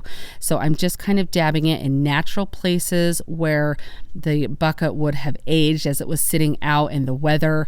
You know, I like to make up backstories for my pieces as I'm making them, that this is just a forgotten bucket here that maybe has been repurposed for a flower bucket there, the French countryside. All of those thoughts go through my head as I'm making my projects. So I'm just taking along the edges on the bottom and then around the hardware from that handle. And I love the wood handle that was on here, so I feel like it really just kind of fits in. And I didn't have to do anything to the inside of this bucket. It actually looked really good the way that it was. Now, less is more when it comes to the rusting, so you can see here how everything looks together. Those white hydrangeas, I feel like, set this off. You could even drill a couple holes in the bottom and plant a real hydrangea in there if you wanted to do that. This way I can use this inside or out, but I think this will look darling on my porch this summer. I picked this up at Vintage Market Days. It's actually the metal part of the front of an old-fashioned fan, and you can kind of see the paints chipping and everything. So I did lightly go around to clean this off, but I got this to kind of have in my everyday decor. But as I was looking at it, it looked like it would make the perfect cute little pumpkin. I like doing pumpkins out of non-traditional things, as you guys have seen. So I'm just taking this as part of a plunger handle from Dollar Tree, and I just stained it with antique wax to be the stem. You could paint it green if you wanted to. I just kind of liked the brown on there, and I'm just going to hot glue this. So technically I could take this handle off, because with that hot glue I would be able to peel that off the back when the season was over, and I could then use it just as my everyday decor, kind of just as like an extra little piece. So I took some of this pitberry and I did wrap it around a pencil to get that little corkscrew shape for the pumpkin vine, and now I'm just going to tie some raffia around the stem. I just thought this would add a really cute texture to it, and just kind of, I want to jazz it up a little bit. So I am just tying this into a knot rather than a bow. I thought the knot would be really cute. And for a minute I leave this raffia really long because I'm not sure how long I want to keep it. So don't worry, I'm not going to leave it this long. I just didn't exactly know where I wanted to put it once I got everything on there, so I decided to leave it long while I added everything else. So I'm just taking this little pitberry. It's just on a wire, and you can get this at Dollar Tree. You can get it at any craft store really. Walmart has it. And I'm just going to wrap it around the stem, and then just kind of, you can see, wrap it over itself so that way it's affixed to there. Now, none of this is like a permanent thing. I do end up gluing some leaves on here, but I can easily peel those off. And like I said, I can use this for everyday decor if I want as well. So now I'm just tying a little bit of the buffalo check. I love that black and white with the orange. It really is fall, can go into Halloween or Thanksgiving time. I just feel like that color combination is just really good for this time of year. So these are just a couple of leaves off of some of the Dollar Tree leaf picks that I got, and I'm just going to glue those on. I like the contrast of both colors on this. If you don't happen to have like one of these grates like this, or you don't happen to find one or anything, I was trying to think of some alternatives that you could use. I mean, you can do really pumpkins out of anything, but even at like the hardware store, if you go down like the ceiling aisle where the ceiling tiles are, they have like those round ceiling, I'm not even sure what they're called, but they kind of crown like a nice light or something, would actually be kind of fun to use. They might have some different vent shapes that would be fun to use as well. So I cut that raffia off. I even cut it just a little bit more because I feel like it's a little long there. And then I just pull my little tails of that ribbon down and just kind of fluff it up and play with it until it looks just how I want it.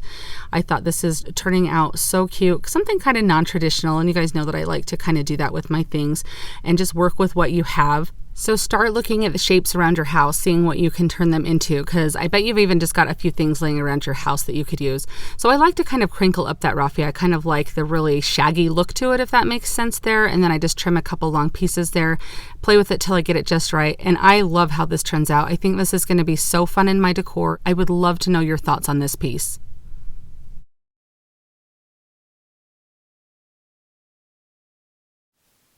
I really want to think that my husband thought he was stumping me really hard with this one here. And for a minute, I looked at it and thought, well, I could make a really cute sign out of it. But I loved the framework on this piece. And when I started to take this wheat that was on here, which did not smell the best, so I did throw it away, because sometimes when you're working with dried flowers and you just want to get rid of them if they're thrifted, because they may carry some smells that you just can't get rid of.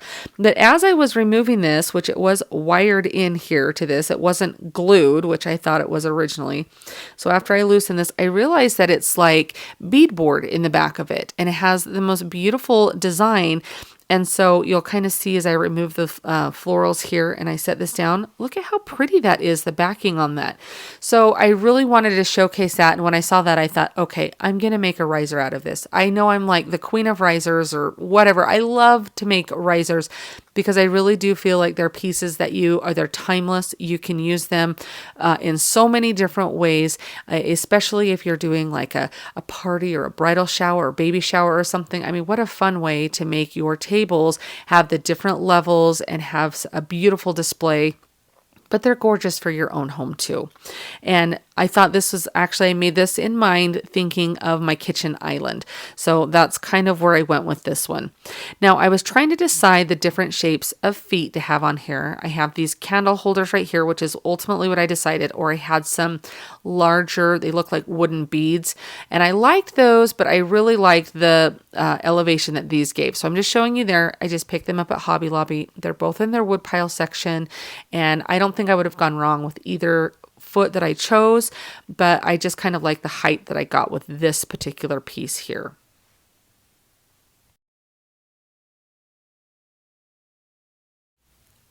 I'm just using some basic wood glue from Dollar Tree. Any kind of wood glue will work. It's nice because the feet are wood and the sign is wood, so you're going to get like the best bond possible. I just let that dry really good, and then I'm moving on to the next step, which, if you remember, this had those two holes that were in the middle where that floral arrangement was being attached. And so I don't want that there, obviously. So I want to cover it with some spackling. And then I just let that dry and went in and kind of sanded it down to smooth it out.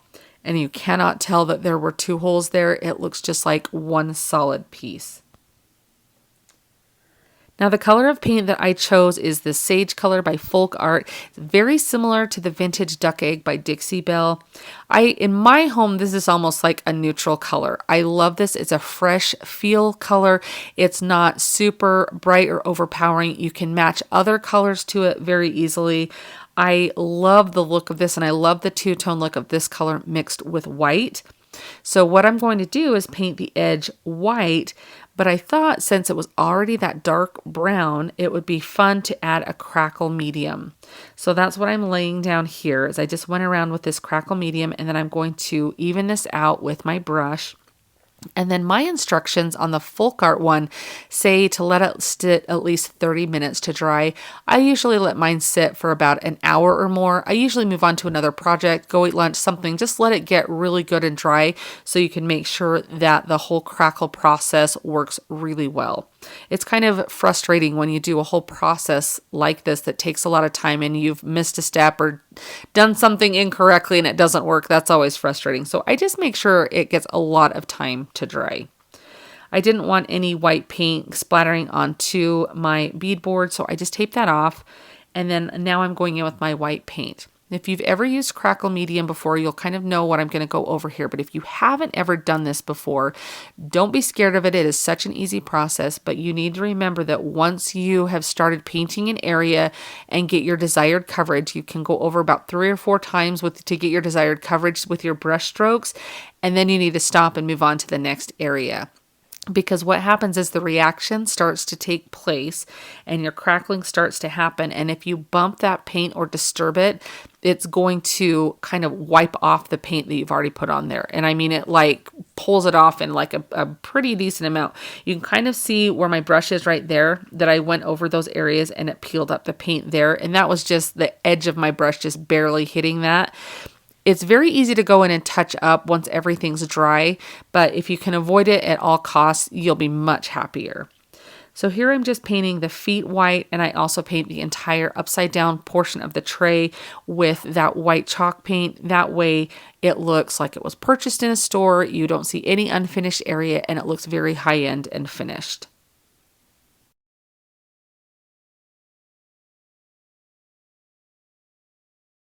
After the crackle process has all taken place, I'm just going to peel back this tape here and reveal everything. You can kind of see where I got a little bit of white paint on there. It's just an easy fix. I'm going to touch that up. And then I also kind of dry brush a little bit of the white onto the beadboard to kind of help those little ridges and everything show up. But I think this turns out so beautiful. I love this. It's going to look so great on my kitchen island. I can change the decor out for different seasons. Just kind of a fun piece to take something that was a sign and turn it into a tray or a riser, a piece that you'll use year after year, season after season. This is a perfect project if you don't want to necessarily do obvious Halloween in your house, but maybe want to just incorporate Halloween colors.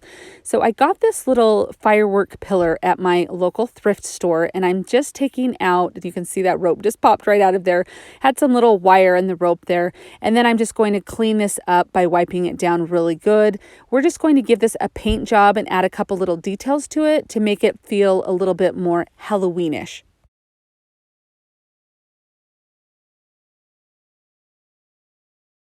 After I give this a thorough couple of coats of white or plaster chalk paint, I believe it is, I tape off some stripes, and then I just take this out to my little spray paint studio, which, as we all know, is just a box that our bathroom sink came in, but it works perfect to spray paint things in to stop the spread of that spray paint going everywhere.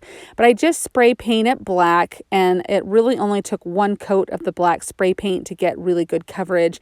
And I had these 2 little square wooden wooden squares, I guess you'd just say they were, that I got at Dollar Tree. They come in like a pack of 6. So I spray paint those because I am going to put those on either end. So here comes the satisfying part of me tearing off my paint to reveal my crisp, clear, what we hope are crisp and clear lines from the black and white stripes.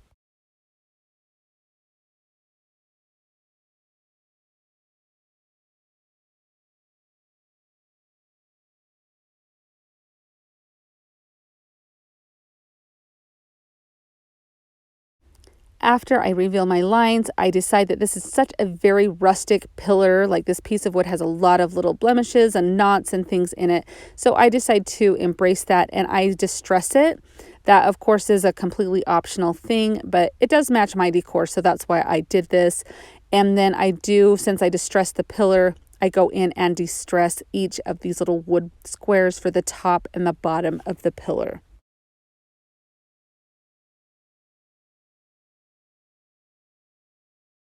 Using some E6000 and hot glue, I then go in and glue the top and the bottom on. So what you'll see I do here is I have my pillar standing up like this. I place my square on and then turn it upside down to kind of measure it and make sure that I get it centered really well. And I do that when I glue both ends on.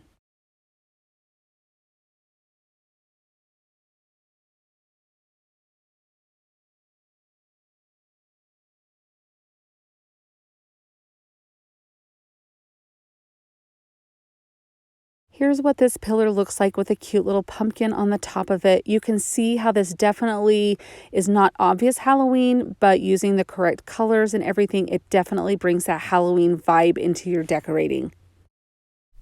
My mom recently gave me a bag of stuff that she was going to take to the thrift store, and in that bag was a bunch of these little blocks. Now, I remember these from when I was younger. She used to have a lot of fun different sayings that she had on them, cute little designs and everything, but clearly she was done with them and they are not quite my style, so I thought I would give them a little bit of an update.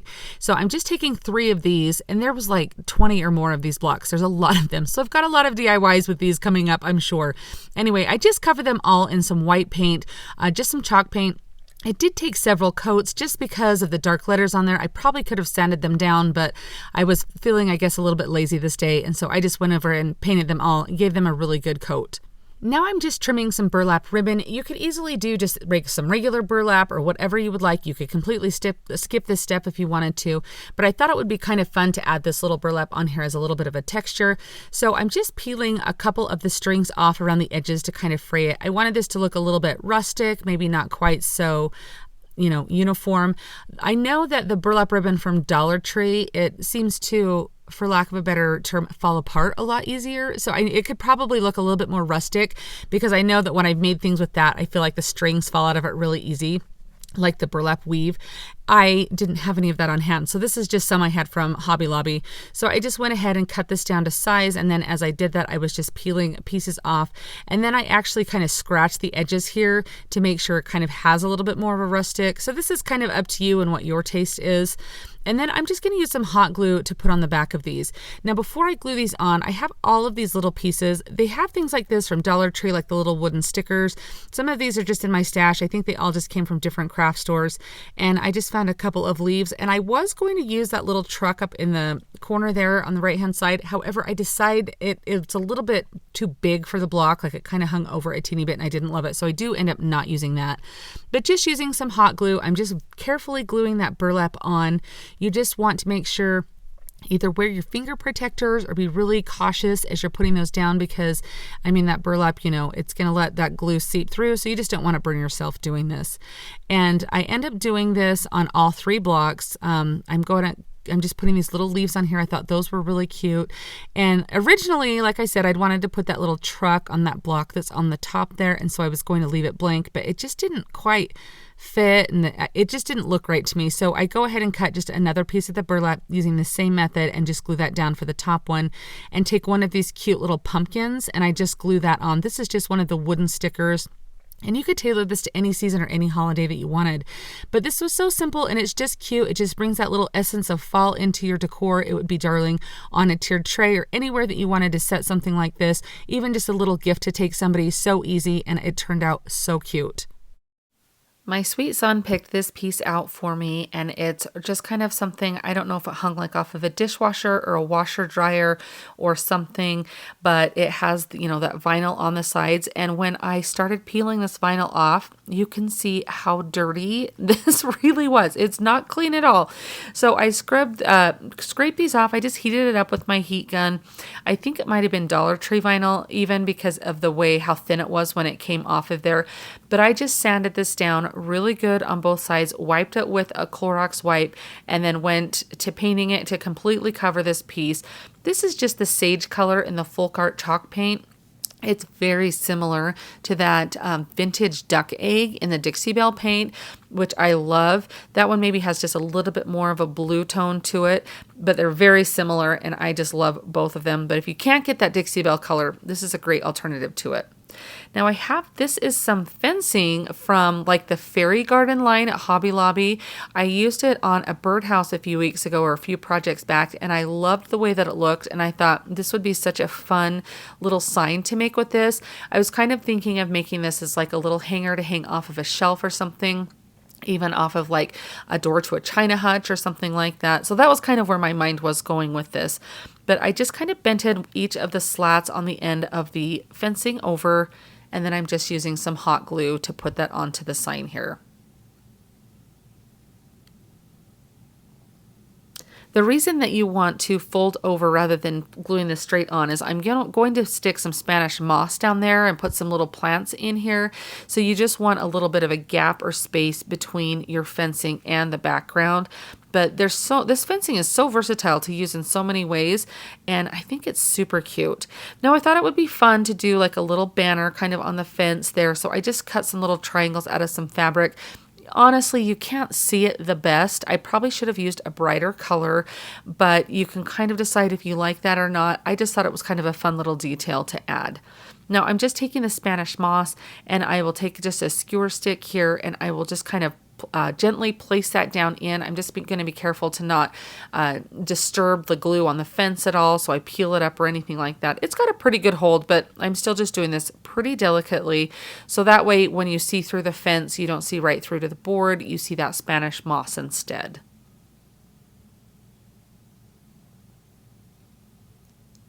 I went into my stash of my greenery that I have and my florals that I have that I've used pieces of, because you don't need like a whole sprig of anything for this. So it was perfect for some scrap pieces you might have left over. I had this Dollar Tree lavender, which I thought was super cute to put in here, kind of going for a French country feel almost, or that Euro cottage look. And so I just kind of broke off the tips of this lavender because it was a little long putting the full piece in, and I end up using all of the little pieces of the lavender to kind of make this look a little fuller, but I just kind of went with those three, working in odd numbers, get those three to begin with, and then I just kind of broke off. This is some boxwood from Walmart, which I love. Pick that up when you're at Walmart, have it in your stash. You use it all year round. It is such a wonderful greenery, and the quality is like spot on with it. But I just take little pieces of it and just kind of glue it in and kind of stick it where I feel like it needs a little bit of greenery.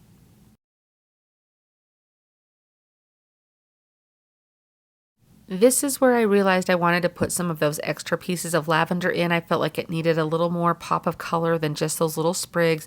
So just working around here, just kind of dry placing them in, dry fitting them in. And then once you have a spot for them, you can use your hot glue to get those stuck in where you want them to be. And then again, just going back and forth with some more greenery. Some of the greenery has like a lighter green tone to it. And so you can kind of play around if you want to bring in different highlights. I mean, it's just kind of fun just to sit here. I was just had a show going on in the background, just kind of watching that and just kind of playing around with this of what looked the best. And it was honestly a very relaxing project. And now I'm just gluing that little bunting banner on here. I think, or pennant banner, I guess this is. I just thought it was really cute. Again, a different color might have showcased a little more, but I really liked it looked like a ticking stripe to me, like the French country on there. And so I just really thought it was fun. But I just glued the ends of that. And then I even went back in and glued that middle pennant down. That way it's not going to curl up or anything like that.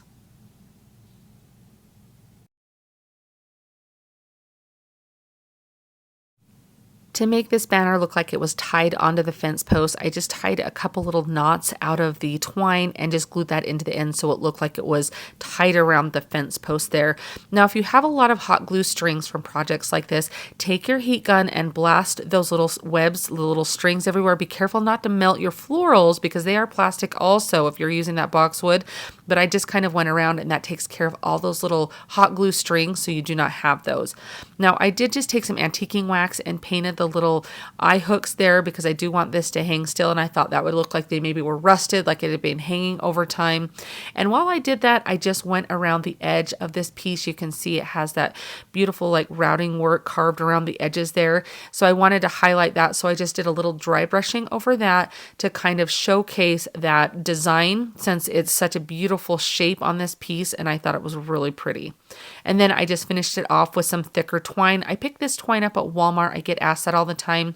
Rather than Dollar Tree on this, I love using some thicker rope twine just in their crafting section. And it comes on a huge spool of it and it lasts you forever.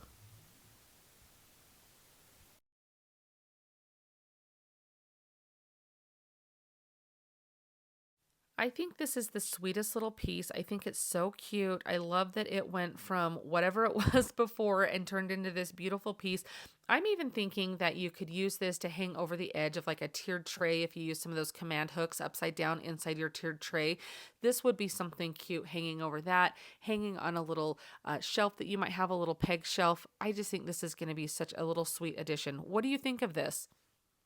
My son picked out this little bucket for me. It actually began as a black bucket, and I must have just not hit record on my phone the day that I painted my pieces white, but I did spray paint this little bucket white, and I have these napkins that also came from Home Goods with that darling gold bee on there. I just love it. I think it says like buzzed on it or something like that. I don't necessarily need that part, but we can work around that. But I just thought this was kind of keeping with some of these bee items I'm doing today. This really kind of kept the theme together, and so that way they can all look nice and cohesive. So as you can see here, with one napkin, you get 4 different bees to work with. So you definitely, with a package of these napkins, have lots of fun projects to work with, even just a couple of the napkins. So I just put a little bit of water on a brush. They do sell water pens if you're really big into doing this and you want to have something that you don't have to keep dipping your brush in water that you can use. But unless you can find one at Dollar Tree, I don't think you necessarily need one because you can just put water in a little container and use it. But I'm just going around the outline of this. And once I do, I'm just going to kind of gently press on it and it just starts to tear out. It leaves a nice fibrous edge to it, just that natural edge. And it just helps the edge of that disappear into your project that you're working on. So I love this method much more than just cutting it with like a very harsh edge with scissors. Now I'm just placing a little bit of Mod Podge down. I go over in the entire half of a bucket because I just want to work side by side here. And so in that way that you'll have the same sheen across the entire bucket. And then I'm just placing that little bee down and just using my finger to work around until I get to the edges. And then I just take my brush and finalize the edges because there'll be a little bit of Mod Podge left in that brush to help seal those down.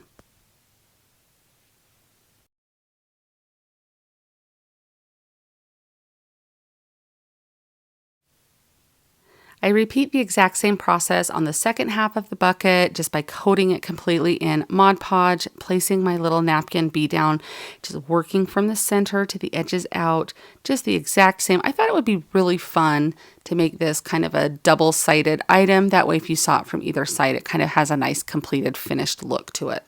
But the possibilities are endless when you're working with Mod Podge and doing a decoupage technique, and not even just Mod Podge, but there's so many different mediums that you can use out there.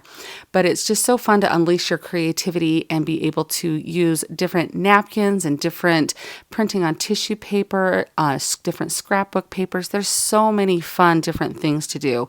But I think this turns out so cute. I just put a little lily of the valley plant that I had. I made that in another one of my videos and it fit perfectly in there. And I just thought this was so cute and such just kind of a fun little touch of summer. What do you guys think of this one? I picked up this darling little bird cage and pedestal and apparently some glass beads at a recent yard sale that I went to. And I got a whole box of stuff for just a few dollars. And I was so excited about this bird cage because I loved the look of it and the structure of it, but I just the color was not doing it for me. And that's what's so fun about thrifting and yard sales is you get to find these structural pieces that you think, oh, if this was just a different color, I would love this, because things like that are so easy to change. Now I'm taking a wax candle and I am just putting it in the areas. You can see on this piece, there's some distressed areas already. That's how it naturally came from wherever this was originally purchased. And I don't want that green color to show, but I really wanted to have some of that brown distressed areas pop through. So I'm just very heavily taking this wax candle and rubbing it on there because I wanted to make sure that that was the areas that when I distress this, or I'll show you what I do here in just a minute, that those are the areas that pop and that come out, not the green. So I took this out to my studio and spray painted it. You guys have seen me spray paint a million times, so I didn't feel like I needed to bore you with that footage. But what I'm doing now, and I did just use a matte spray paint, but any kind would work.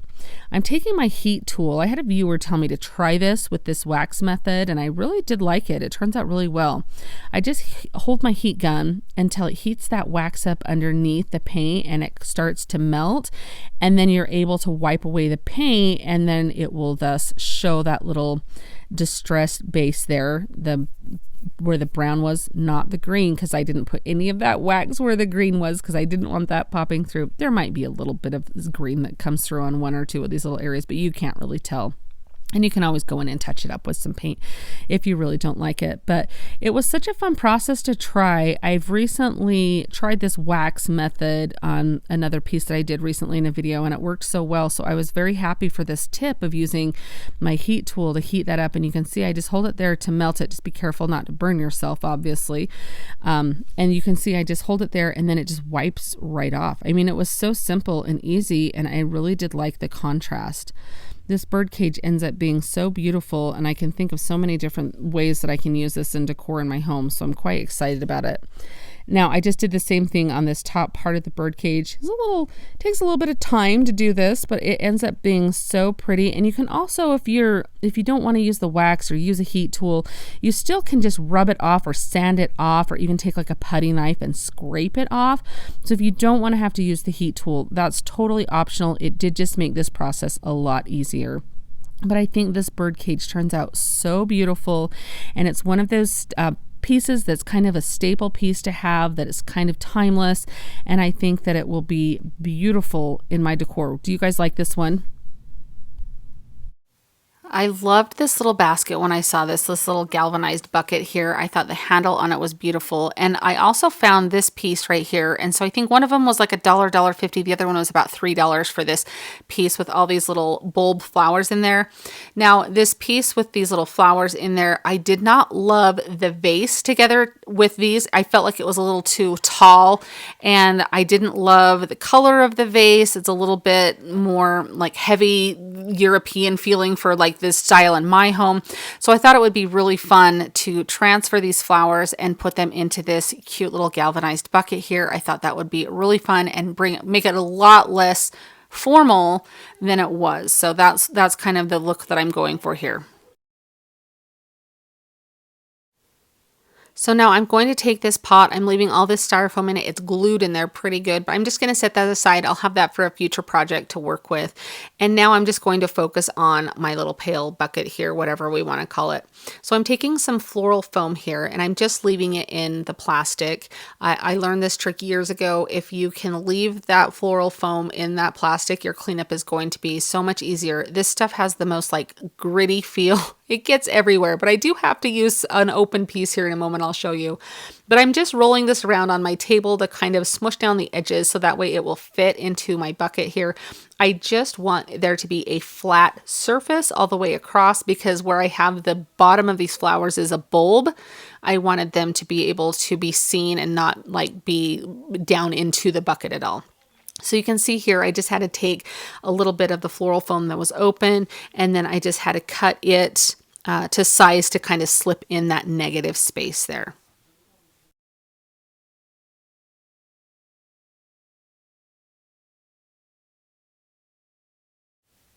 I really did love that these flowers, and I don't even know what kind of flowers these are. Even looking at them right now, I can't. You guys, if you know what kind of flowers these are, let me know down in the comments, because I can't tell. They don't look like buttercups. I'm not really sure, but they're beautiful, whatever they are. But I just love that bulb look to them. And as you can see kind of at the top of my screen there was also like some faux like roots that came that I can kind of have draping out of this, which were so cute. I just loved the natural feel of all of this. So I have a very specific like way I'm putting these in. I have like a specific front and back, and I'm trying to put like the largest kind of in the middle and taper them down so that way it looks very uniform. You guys have heard me before in here. I'm not a florist. I've had no special training. I just do what looks good and feels good to me and where it's going in my home. Yours may look completely different than how I do mine. But I will tell you that I spend so much time right here doing this, and I have to undo it in just a moment. So what I do to cover up that floral foam is I have a bunch of moss that I purchased at just the craft store. And this is where I'm realizing that my bucket handle was on different. So I have to take everything out, flip the bucket handle over, because like I said, there was a specific front and a specific back, and I wanted that handle to be seen in the front. So I had to kind of take these out. But I have some moss, that different kinds of moss in a bag that I got at Hobby Lobby. And it looked kind of almost like dirt to me. And so I'm using that along with some reindeer moss that I got at Dollar Tree. And I'm just going all the way around this entire surface of the bucket on top of that floral foam and covering everything so you cannot see the floral foam and you can't see like the fact that they're like fake flowers, like it leaves the bulb there, but I kind of even tuck that moss underneath them. And I just use a little bit of hot glue as I go along doing this. And I even use like a bamboo skewer to help me put everything down in between all those little hard to get areas. And that way I don't burn my fingers. And it's really nice to get that reach in between all of the flowers. I really love how this came out. This is a look at everything when it's all finalized and together. I really love the informalness of that pail there, like the galvanized metal. I loved how it was already distressed like this. It kind of has that nice little farmhouse feel to it, Euro cottage look. It feels like you did just kind of take these and planted them in this little pail and oh, look what grew up here. I just think it's really cute. And this would be, it's neutral enough that it'll match a lot of different decor styles. And I think it's going to be so cute in my home. What do you guys think of this? And if you know what kind of flowers these are, let me know. So when I was visiting the thrift store with my family, I picked out a few items and this is one of them. And it's just this little metal bin. It's not really a basket, but like a little bin. Has these little cute feet on it. I thought it felt very French country. And when I first started painting it, I thought that the stuff that was on it, I thought that it was painted onto this, but then I quickly realized the paint was absorbing into it. It was kind of like a paper material. So I just soaked it in my sink, let the water get all over it, and then I was able to scrape that right off. Now I'm just going to cover this with a gray stone color of paint, and it takes about 2 or 3 coats to get the coverage on here. I am leaving the most of this surface the gray color, and then I'm just adding a couple details using some decoupage techniques, but I just make sure to get in all of the little details on this little bin. You can see it has like this little swirly type of twisted stuff around the edge on the top. Just make sure that you pressure brush and get all of the little areas on there. Now this napkin I picked up at HomeGoods. I love their selection at HomeGoods for napkins. And this I thought was so fun, and I'm excited to use it in a lot of different projects, so I'm glad that I have quite a few of them. But for this one, I'm just going to take the little stripe. It's kind of like a ticking stripe. There's a thick strip and then just a little teeny thin strip next to it. And I'm just cutting that down to put on the front and the back of my bin. And I'm just going to make sure to remove all of the layers of the napkin. When you're using napkins for decoupaging, you want to make sure that you have the single layer of just the printed design. And then I'm just going to take this little bee emblem here. I cut it out, and then I'm just using a little bit of water on a brush to go lightly around the edge. And then I'm just kind of ripping that off where the water tears very easily when you add some water to it. This is going to give you kind of a raw, natural edge, and that just helps it blend in a little more to your piece that you're working with. And so I highly recommend doing this. Now on the stripes, I did not do that because I wanted those to have kind of that nice clean look. So it's kind of up to you to determine when you want to tear it or when you want to just have it cut. Now I'm just putting a little bit of Mod Podge on my brush and just running it over where I'm just adding accents of the napkin onto my piece. I did not want to cover the whole front with Mod Podge, but you could definitely do that. You just want to make sure if that's the route that you go, that you do an even coverage so that way you have the same type of sheen across your whole project. Now I just use my finger to lightly work the pieces of the napkin onto the surface, and then you can see I'm just kind of going over the top of this strip here just a little bit to help it kind of, it's going to get your little piece of napkin there wet, and it's going to help it adhere from the top. Once I have all the pieces on, I do go over this with some Mod Podge to give it a nice good coat on the outside. But I just followed the same steps with each of these pieces, just placing a little bit of Mod Podge on the back of each of them, and then I just gently use my finger to place them down on the bin.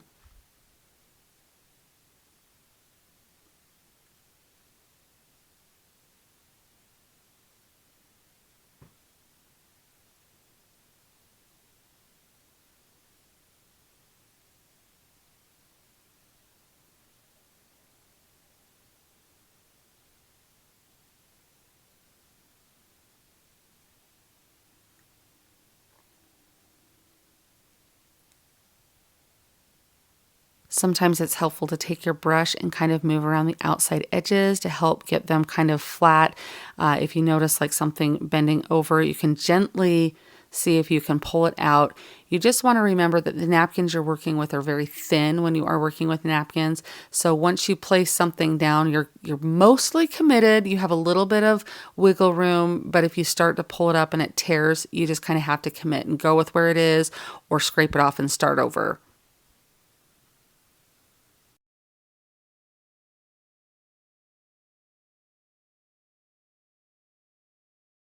And you can see mine was kind of peeling up there. The Mod Podge on the back of my napkin, I think, had dried a little bit, but it's an easy fix. I'd put a little bit more underneath that part of the napkin and then just put a little bit of Mod Podge on the top. Now for the accents on this to kind of help it have a little bit of an aged look, bring out the detail because it had those beautiful feet that had some beautiful little detailing on there, and then this edge. I just took a little chip brush and put in a little bit of white paint and then went around all of the edges. I even went over the areas that I had painted just to kind of help brighten that just a little bit. And here I'm just taking the Mod Podge to put all over the surface of this to kind of seal everything in.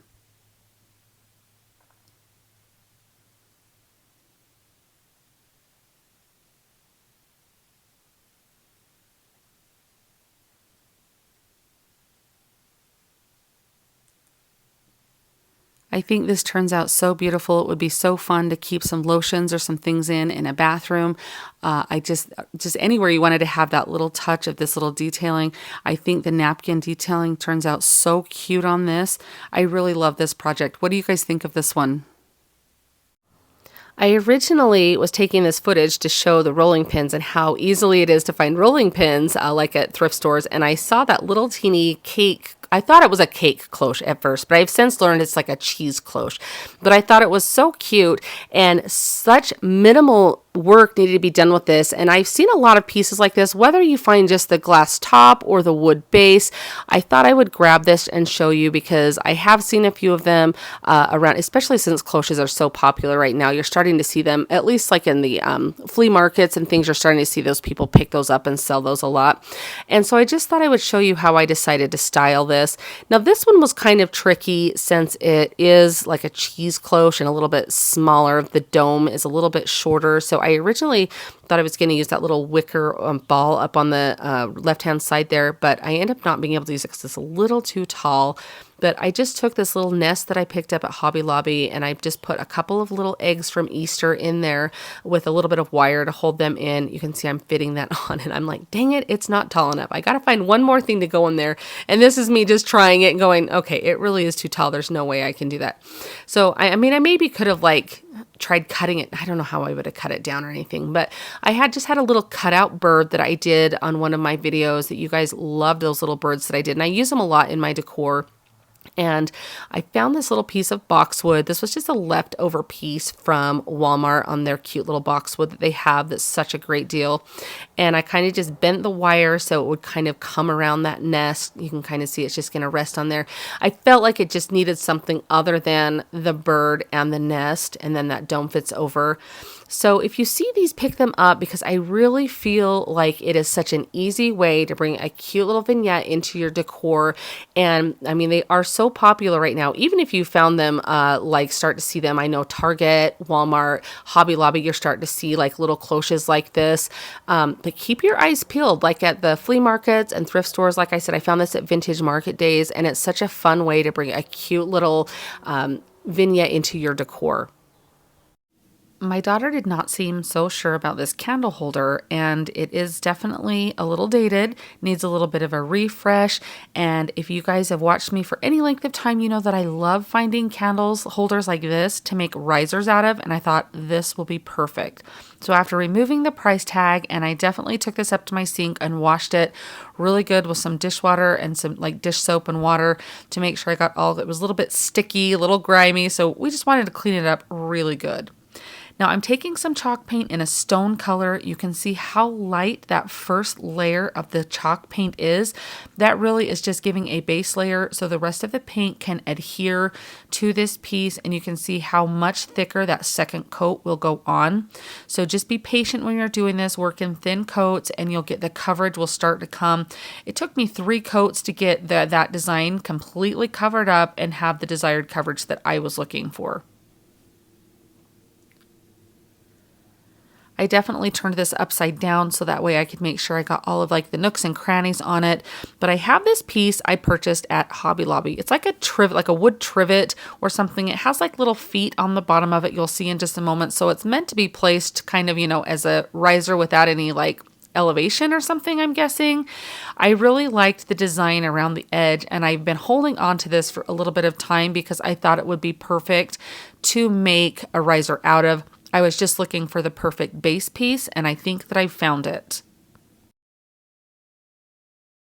To kind of tie these pieces together, I'm taking that same stone gray color of chalk paint and I'm going around the really detailed edge of this.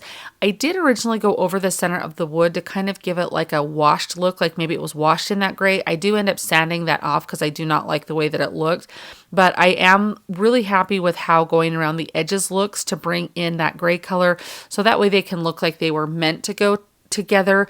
Another way to do that would be to completely paint this piece that same gray color and then just go over it with some white detailing or some other type of detailing to bring that edge that has that really carved, beautiful like lace look. When you put in a different color on that, it's going to help that design pop. So I just went around swirling into all the edges of that, making sure that I got a lot of coverage. Now you can see as I remove the sticker from the back here, you can see those little feet that are placed on there. I just blast those with my heat tool and they come right off as well. So that way you're not going to be able to see them at all, but you can kind of see that it was meant to be like laid on a surface and used kind of as a trivet or something to be able to display things on. But I feel like it makes the most beautiful riser with that detailed edge that it has.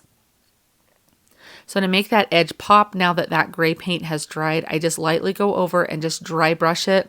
Dry brushing just means that you've dipped your brush in the color of paint that you're choosing.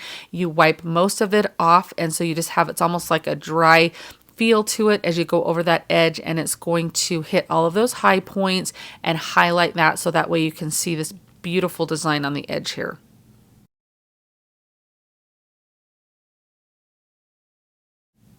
I took what was left in my brush, the paint left in that was very dry at this point, but I did just go over the candlestick holder here just because I wanted to showcase the texture of all of the brush strokes from the coats of paint that I put on here.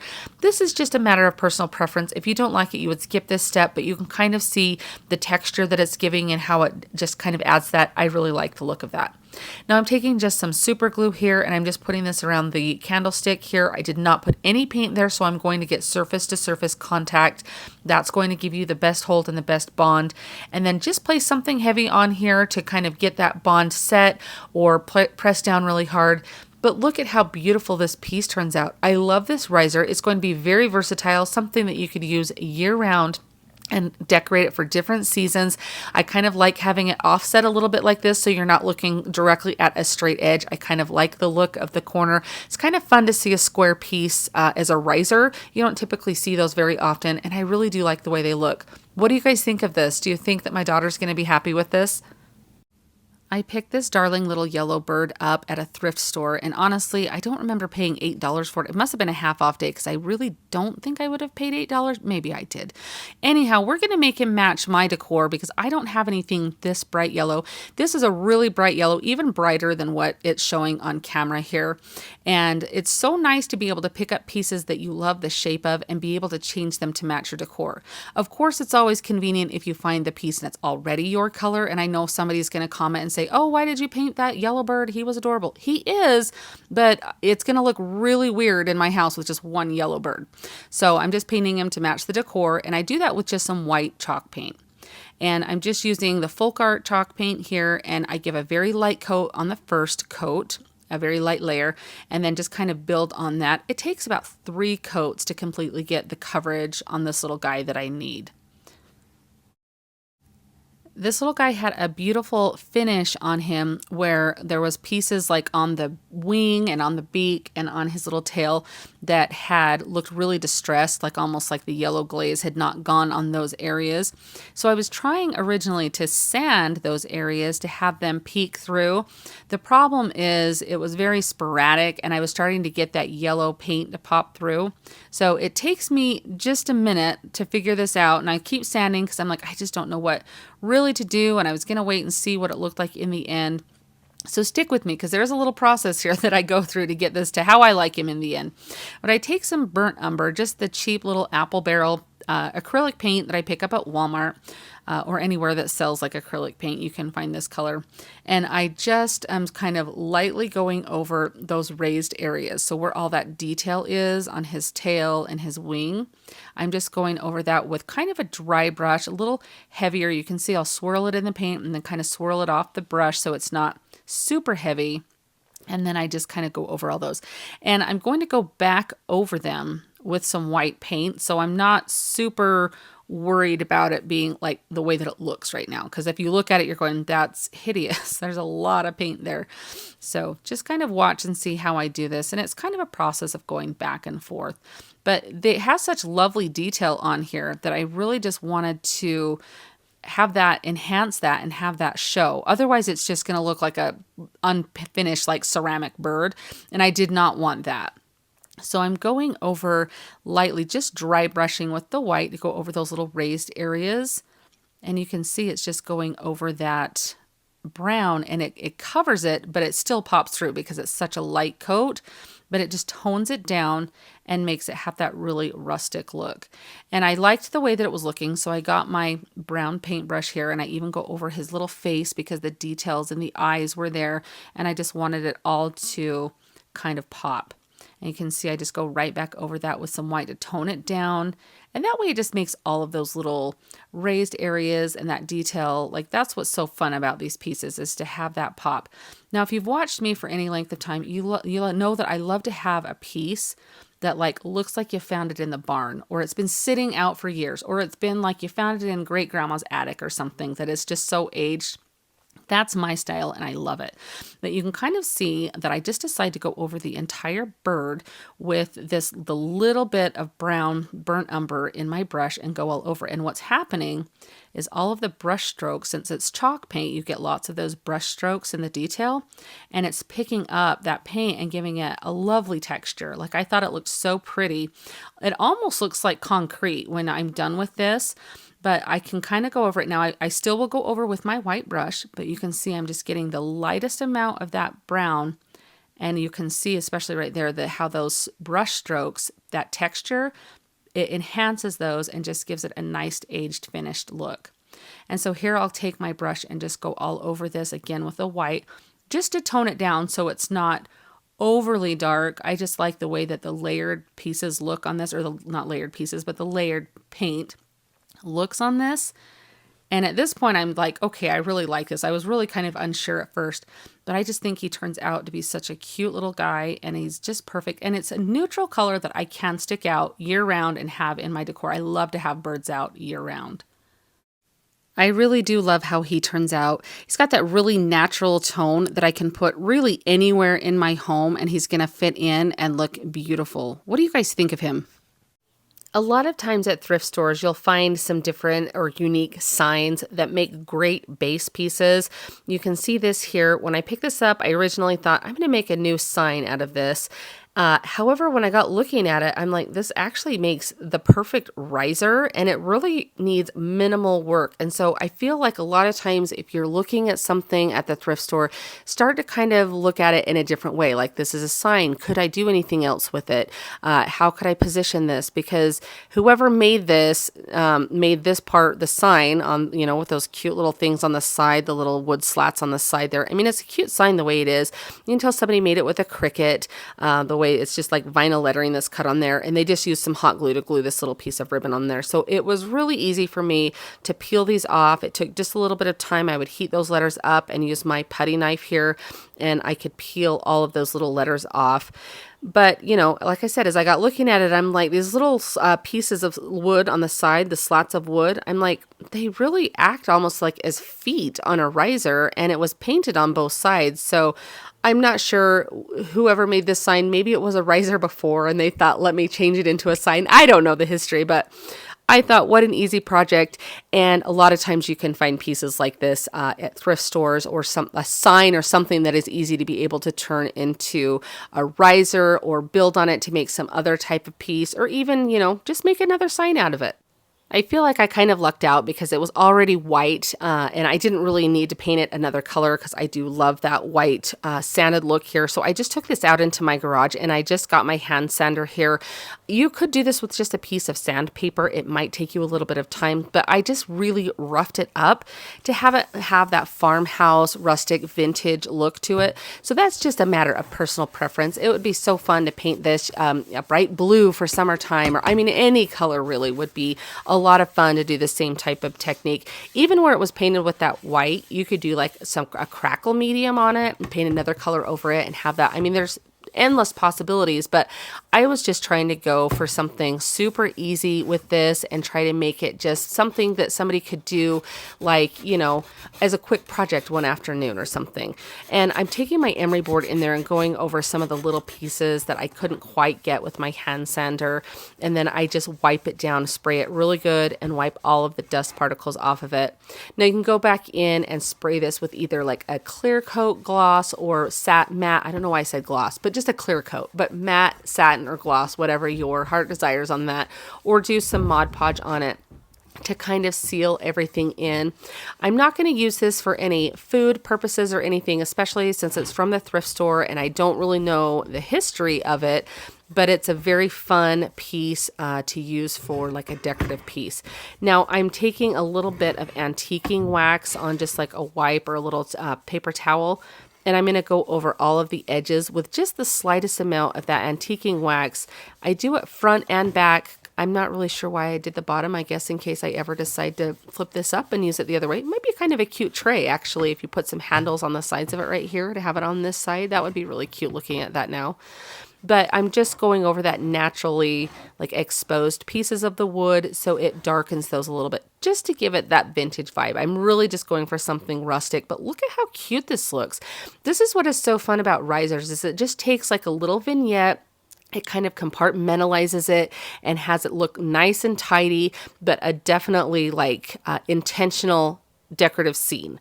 I hope that makes sense with what I'm trying to convey there, but I just love the look of risers in decor, and it definitely helps to elevate things literally and figuratively, but just to make it kind of look like it was just an intentional vignette there, and I really love the look of that. I thought this was such an easy project. Did you guys like how this one turned out? I picked up this little picture at the thrift store because I actually really liked the frame of it. And when I got it, I had no idea what I wanted to do with it. And it ends up being kind of a detailed project, a lot of little components that go into it. But I love how it turns out in the end. Now, the backing of it just had that paper on there and it was glued on so well. And these little staples are so hard to get out here. It reminds me of when you're deconstructing a canvas. So I just remove all of those to get to the frame. And I'm just using some foam core board. Gosh, that was hard for me to say. Some foam core board, but you could easily use like some cardboard, even like the paper, like the actual picture, the matting that came in it would work. Just anything for a sturdy background there. And I'm taking just some scrapbook paper that looks like some wood slats here. I thought that would be really cute to use. Now I'm just taking some white wax. So the white wax is going to brighten up this frame, and I'm just going through, this frame has a lot of texture and a lot of grooves. That's why I thought it would be perfect to use this on. So I'm giving it a very good coat. Now this stuff goes on quite thick. It's a little bit different consistency than paint is, and so you're going to be able to kind of wipe it off. So once I get it covered on there and let it dry a little bit, I'm just taking my baby wipe and I'm just wiping around all of the edges where all those ridges and the texture is to kind of have that show through. I thought that would be such a fun aged look, just a different distressing technique. And you can see how cute it's going to look with the contrast with that paper, that board that we have. Now I got a new glue gun, you guys. I'm loving this. This is a cordless glue gun, and I've had that glue gun I've used in my other DIYs for years and years. So I'm so excited to use this. But I'm just hot gluing this piece in here, and I think it looks really good so far. Now these windows came from Dollar Tree. They have a couple different types. If you have a chance to pick up the flat ones that are not these plastic 3-dimensional ones, I think this would go a lot quicker, or else use some spray paint. For whatever reason, I just decided to hand paint this, and it did take a little bit of time just because of all those little nooks and crannies that you have to get paint into. But I'm just covering it with some white paint. Now maybe you could even find these in a white color. Whenever I find them at Dollar Tree, they're in always like these really like almost like a lavender color or that yellow color. So after I paint that, I just take a wooden tag. You can pick these up at Dollar Tree. You can buy them unfinished in bundles on Amazon. And I paint mine black to look like a chalkboard. And now I'm just going to distress all of the edges to it. So I'm just sanding all around really good to have it look. You can see there what it ends up looking like. Now this part is up to you what you decide to do, what you put on your little tag here. I have this little word hello on a chalk couture stencil here that I'm going to use. You'll see what ends up happening. It doesn't end up turning out the greatest, but I think it ends up like a happy accident. But I'm just using my chalk couture chalk paste here to go over this stencil. You could use your Cricut. You could handwrite something. You could print something on some tissue paper and decoupage it on there. But look at when I pull this back, you can kind of see it looks like it didn't really transfer the best. But I thought, hey, I'm really going for that distressed look, so let me just kind of touch it up a teeny bit so that way you can at least see all of the letters. And I kind of embraced that rustic look that came with it and decided I would just go with it. And so I ended up really liking it. But again, it was just a happy accident. So now I'm just going to take my window and line it up on my frame here, and you can kind of see how I'm going to put this together. I'm just using my hot glue to glue this on. You could use something a little bit extra if you wanted to. I felt like hot glue is going to be just fine for this project. Just wherever I could get a little extra glue onto there. And then I'm just going to line that up. I just eyeball everything when I line it up. So if you need a measure, definitely do that. Now I had tied this rope onto the tag there, and I liked having it look like there was rope tied onto it, but I didn't like the tails hanging off of there. So I decided to glue those down on the back. And I'm just taking a little sprig of some boxwood here. This just comes from Walmart. I love their boxwood. I keep it in my stash all the time. And then I'm just, I wound a couple pieces together there with some twine, and I just glued it on kind of at an angle there. I did make a little twine bow for the little tag there, but I just think this turns out so cute. I love all the different elements to it. I love the look of the rustic barnwood with that gothic window and the greenery. I just think this all pulls together really beautifully. Do you guys like this one? I was recently at a little fundraising yard sale for my friend. Her daughter's in band, and so they were doing this to raise some money. And she was like, hey, come here, I have this package for you. Somebody had donated a package of all these little wood pieces, and she's like, I have them for you. I kept them. I knew you would want them. So I'm excited to use this. I paid just a couple of dollars for this bag of a bunch of wood slices. And so that's what I'm using for the base of this. And this is just a calendar page from this year's Dollar Tree, one of their Farmhouse Dollar Tree calendars. And I thought this design was beautiful. I'm unfortunately not going to use the flowers around the edge, but that little BU, I just think that's so cute. And so it's going to go perfect with my bee theme of some things I'm doing today. So I'm just going to take my wood slice. I used my finger to kind of mark out where I want to cut my design. I centered it on the piece. And now on the edge of this, I'm just putting some antiquing wax. You could even use like a green color of paint, would be super cute with it. But I just decided on the sides and the back that it just needed something to look a little bit more finished.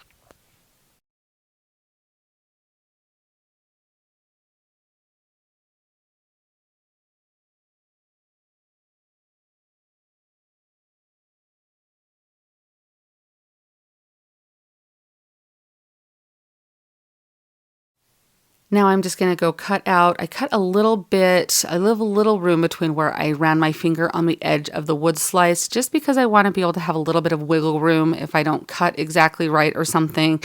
And I do like to sand off the edge, and so that gives me enough space to be able to do that. So we're just using some Mod Podge on this. I'm just putting this down. Now this side of the wood is really grainy and it's got a lot of texture to it, which is great, but you just want to make sure when you're working with that you get your Mod Podge in all the little areas there, the little nooks and crannies, if you will. And then I'm just placing this down here. And I let the Mod Podge completely dry, and then I place my design on here, and I'm just going over it with my little mini heat press. Again, I picked these up on Amazon, like $20, $25-ish. But I actually use the heck out of this thing, especially when I'm working with ribbons. So to kind of, it's just like a nice little iron to use. So a lot of purposes for these little mini heat presses. I'll just leave a link in my description box if you want to check those out. But I'm just slowly going over all of this, making sure that it will heat up that Mod Podge and it will help that calendar page stay with no wrinkles whatsoever. Now to get the edge off, I just sand with my fingernail file and it gives it a nice crisp edge to it. And then to seal it, I just go over again with some Mod Podge. Now when I sanded, it left a little bit of the exposed wood. So I'm just going back over with some antiquing wax to cover that, to make sure that you don't see that natural wood color, that it's kind of the stained piece. It just makes it look nice and high end. I decided to go over the edges a little bit more with the leftover antiquing wax for a little bit of a distressing. You guys know I love that. So if that's not your thing, definitely skip that. But look at how cute this looks. You can really see that wood detail when I went over it with the antiquing wax. It picks up all of that texture from the wood. This would be perfect for a tiered tray, just to set out with some decor. I mean, the possibilities are endless with the different seasons of different things you would want to do. So this is a great technique to have kind of in your arsenal of things to making little decor pieces. I was so excited when I saw this piece in the thrift store. It was missing one of its little like hanging knobs there. It was $1.50, I believe, is what I paid on this piece. And it, clearly it's meant to be hung on the wall for you to hang something from, like your aprons or something. I don't know, whatever you use, some cute little decor or something. But it was missing a couple of one of the little knobs on it. So I'm just going to remove the others and I'm going to turn this into a riser. You guys know I love my risers. They're so fun. They're such a great way to bring some different textures into your decorating. And I feel like they're pieces that can be used over and over again. I recently did a bridal shower for my niece and I took all of my risers and we had the most beautiful display of food for the table on all these different heights and different things. It was so pretty. So they really do come in handy and I just love having a lot of them. So it takes just a minute for me to get all of the hardware removed from this. I even removed the pieces where you would hang this because we don't need them there anymore. And I'm going to end up spray painting this so I can get into all those little grooves. Hand painting this I think would be kind of a nightmare, so I didn't want to even go down that road. I'm just taking a little spackling. My spackling is kind of dry. I think I need to get a new tub of it because it was a little bit, but it worked, but it's definitely on its last leg here. But I'm just kind of pushing that down through that opening where the knobs were screwed in. And then I will just let this dry and then I will go back in and sand it so it's flat. And that's just going to camouflage that hole that was in there from where those little hanging fixtures were. To turn this into a riser, I'm using some little teeny finials. I purchased these on Amazon. I will leave a link to them in my description box. But if you want to make it really easy on yourself, even just some little wood beads, if you have some even from Dollar Tree or something, would work perfect for this. So we're going to paint over them so it could even be like the colored beads from Dollar Tree. But I do love these little finials. I buy them in a pack of like 25 or 50 of them. So I have quite a few and they just kind of have a little bit of a different shape than a wooden bead, and so it kind of adds just a little bit more embellishment on it than just a plain wooden bead. But again, nobody's going to be turning this over and looking at the back side of it, so you're probably fine to just do what you have. I love this coastal sage color. This is such a beautiful color of spray paint. I couldn't leave this natural because we had to remove that hardware, and so I had to fix with the spackling. So I did need to choose a color, but I think this is going to match my decor so wonderfully, and I think this is a very kind of a neutral color almost in the decor styles that you're seeing today. But look at how pretty this is and how beautiful. I really think this is going to be such a fundraiser to have with all of those cutouts and everything. And you can go as simple as you want or as elaborate as you want, even to put like a couple candles on here or have this in your bathroom with some beautiful perfume bottles or something. I just think this is so pretty. I feel like cutting boards are one of those items that you can find really at any thrift store or secondhand shop, flea market. In this case, I found this at Vintage Market Days, and there was a lot of them everywhere. And also cutting boards, even if you don't find one thrifted, or you might have one at home that you could just use to do this with. But a lot of times you're not going to pick up one of these cutting boards and use it for food because you don't know the history or where it's been, and you can see all of those like cut marks in it. Like, you just don't want to trust that. So you just want to wipe it down with like a Clorox wipe or Lysol wipe really good. But the technique I'm going to show you here is going to keep it so you don't have to paint a cutting board, but you can use it as like a decorative statement piece, just something kind of to jazz one up here. And I'm doing mine kind of in a 4th of July theme just because it's close to the 4th of July for me. But just know that this technique, you can do it for any season, any type of kitchen style that you want. The technique is the same, so just keep that in mind as we go here. So I'm just taking a piece of fabric and I'm just ripping it on the edges so I have a natural edge. You could even use just like a ribbon for this part, or even like scrapbook paper would work if you wanted to do that too. But you could use hot glue to do this if you would like to, but I love to use this Elmer's school glue here. This stuff is the best, and specifically this brand, I have not had any trouble with this not holding something. And I like it because it's non-toxic, so I can put it straight on my cutting board, just a little bit right there. And even if it was a cutting board that you have that maybe you're going to go back to using or something, if you were to wash that off, it's not going to leave any toxins or anything in your wood, so it's going to keep it nice and safe to use if you decide to do that. Now, I have this piece of ribbon here. This came from JoAnns, but you can see it's a lot wider than the fabric I put down. So in order to cut that down to size, because I feel like with this pattern that's on there, I can do that and it's not going to look weird or anything.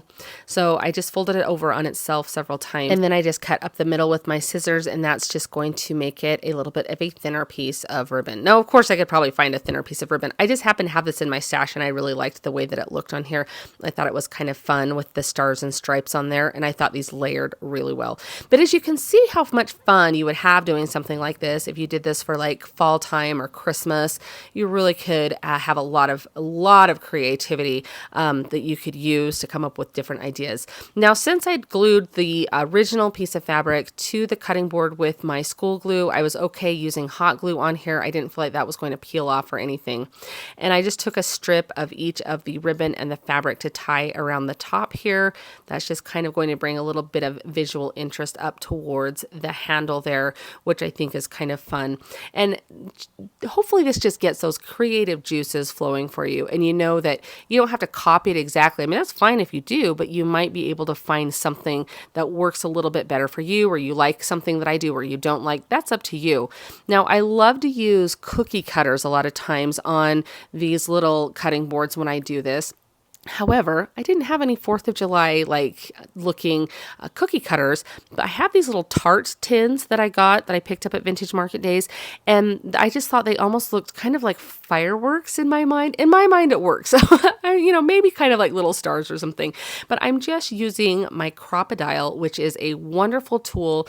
I can link it down in my description box, but it is so fantastic to be able to cut through little thin pieces of metal like this, or even like the Dollar Tree signs if you want to make like a new hole or something in them. This Crop-A-Dial makes quick work of that, and it's very easy to use. Now, to tie these on, I'm just using some twine. I just tied that around the handle of the cutting board. I fed it through each of the little tart tins there and tied that on. I wanted to make sure that they kind of hit at a little bit of a different length, so you can kind of see the one hangs lower than the other one there. And then I even, I was thinking about putting a little bit of greenery in there, so I tested that there. This cutting board did not have like a tie for the handle here, like if you were to hang this. So I just took some thicker twine and fed that through just to kind of give it a handle. Whether you hang it from this or not, I think it kind of completes it where there is a hole there for something like this. I thought that was kind of nice to be able to put that on there. So you could put some greenery like I had on there if you would like to. I just liked leaving it like this. This is such a fun process to be able to kind of dress up a piece. Maybe you have a china hutch or you stack some cutting boards against your backsplash in your kitchen. How fun would a little one of these be stacked against those to kind of bring in this a seasonal touch or a holiday touch, or even just like match your kitchen? I love this technique. What do you guys think of this? I always love checking out where they keep the frames at my thrift store. I love finding good sturdy frames, and this one was so nice and sturdy and just this nice thick wood. So I'm just spraying it down with water to clean it. Now sometimes the frames that you find at your thrift stores or antique stores, it might have like decades of grime on them. So sometimes you have to get a little creative with the type of solution you use to get them off, but some water did the trick with this one. Now I'm just going to use my putty knife to bend these staples back that are holding this print in place, and I'm going to remove the cardboard. I'm going to hang on to this because we're going to use that for what I put in here. So I'm just going to take out the glass and the print, and you can see here along the top the original color of this print. So it's very faded on here, and I'm looking for a date, and I do find one down in the corner for, I think it says 1998 on there, somewhere in the 90s, but it looks very 90s to me. So definitely a little bit aged, but a little past its time, but we're going to freshen this frame up and use this, and hopefully it will work in my home for a little while. So I decided to paint this with some black chalk paint. The color on here was already a really dark green, kind of that forest green that everybody used, I feel like, back in the 90s. And so I'm just going to freshen that up with some black paint there. And then that's just going to help pop with what I have planned here. So I'm taking a couple of these faux tin tiles from Dollar Tree, and I'm going to use 2 of them. I love using these in my crafting because you can make them look like real tin. They're so easy to cut through because it's a very thin plastic, and they are kind of adhesive on the back. The one thing you want to note is that the adhesive back is only attached through the edges though, and that's to kind of help keep the structure of it looking like tin. And so when you cut these, a lot of times if you cut the edges off, the adhesive part falls off. So you'll have to use some glue. And I'll show you a little bit more about kind of what I mean with that. So I have these 2 placed together, and I'm setting my cardboard down, but I'm only going to push down on one of them so I can turn it over and I can use my visual, like, look at it straight on before I stick that other tile there. So I just make sure to push that tile down, and then I'm going to, but that was just kind of my way of getting it centered as best as I could. And so now I'm going to kind of lift this one up to place this tile under here, and it goes on seamless. Like, you can't tell unless you look really closely that there's 2 different tiles. But even if you were using actual tin tiles, there would be a separation there. So I feel like it looks great. I'm just placing these down. So now when I flip these over, see, I think this looks so good. I just love how these look together. But when I flip this over, I'm going to trim the rest of the edges. It's very easy to do. Like I said, it's a thin plastic, so you're able to do this with your scissors very nicely. A lot of the edges are going to be, or all of the edges actually, are going to be covered up by that frame, so don't worry about being too exact. But you can see now that since I've trimmed the edges off, only that one edge is still stuck to that adhesive backing. So I'm just going to put some hot glue on here. Now, this first one, I do it kind of, I don't use my brayer right away. I use my hand, and you can kind of see some ripples from the glue in there. It's totally fine. In the end, you cannot see those, but just fair warning, take my advice here. I get my brayer out to kind of smooth those out here, and then I decide when I do this to the next tile, I start with the brayer, and it makes all the difference. So I think my glue was a little too cool at this point for it to spread out, and so I don't get the it doesn't look as great right there because you can kind of see those. But like I said, in the end, you can't even tell, but start out doing the way I do on this tile here. So I'm just going back and forth with my glue here to make sure that's going to push that down.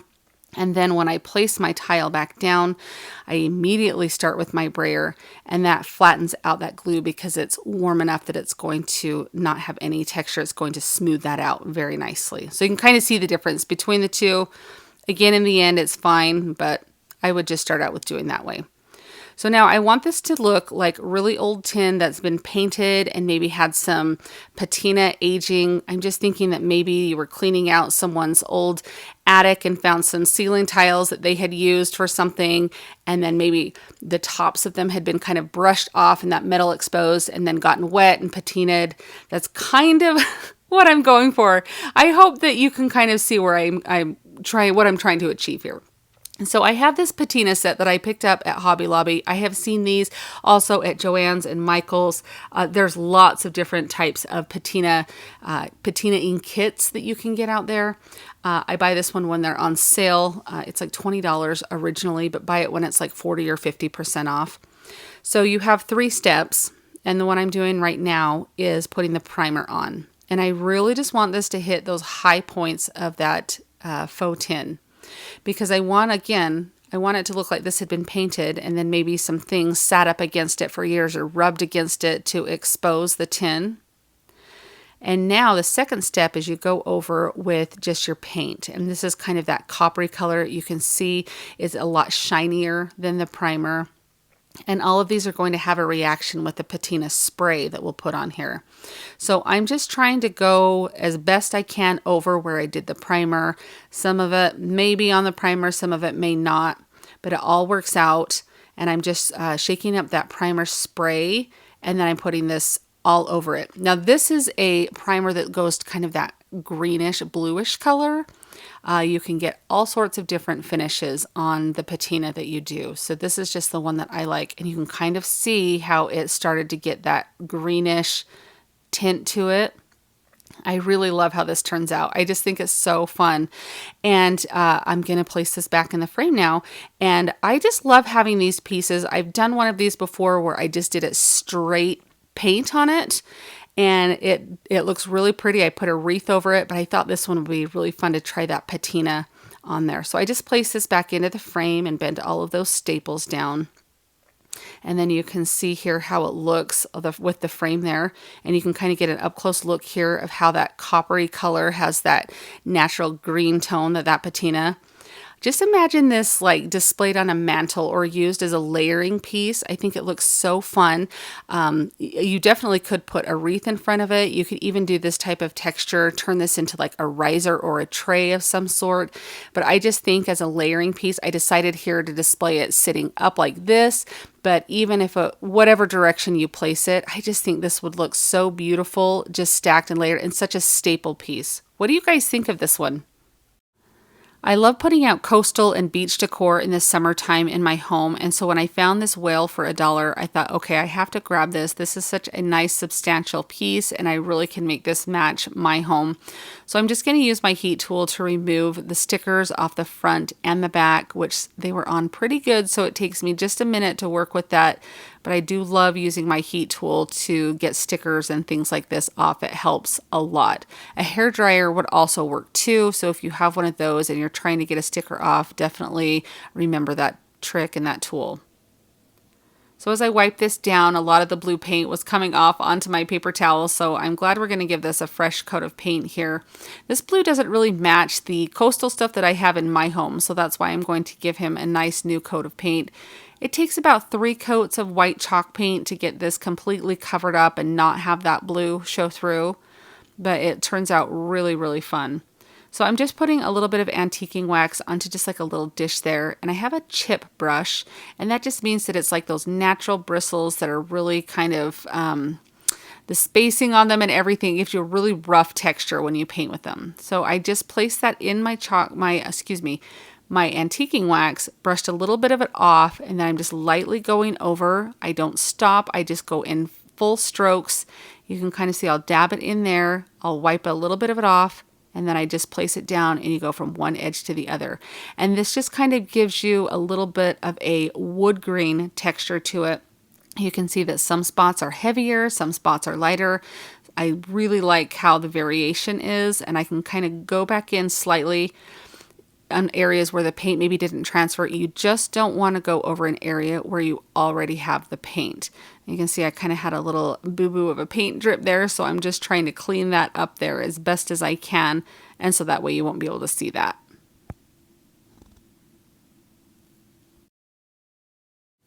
I do the same thing going up the edges, just trying to give that same wood grain texture.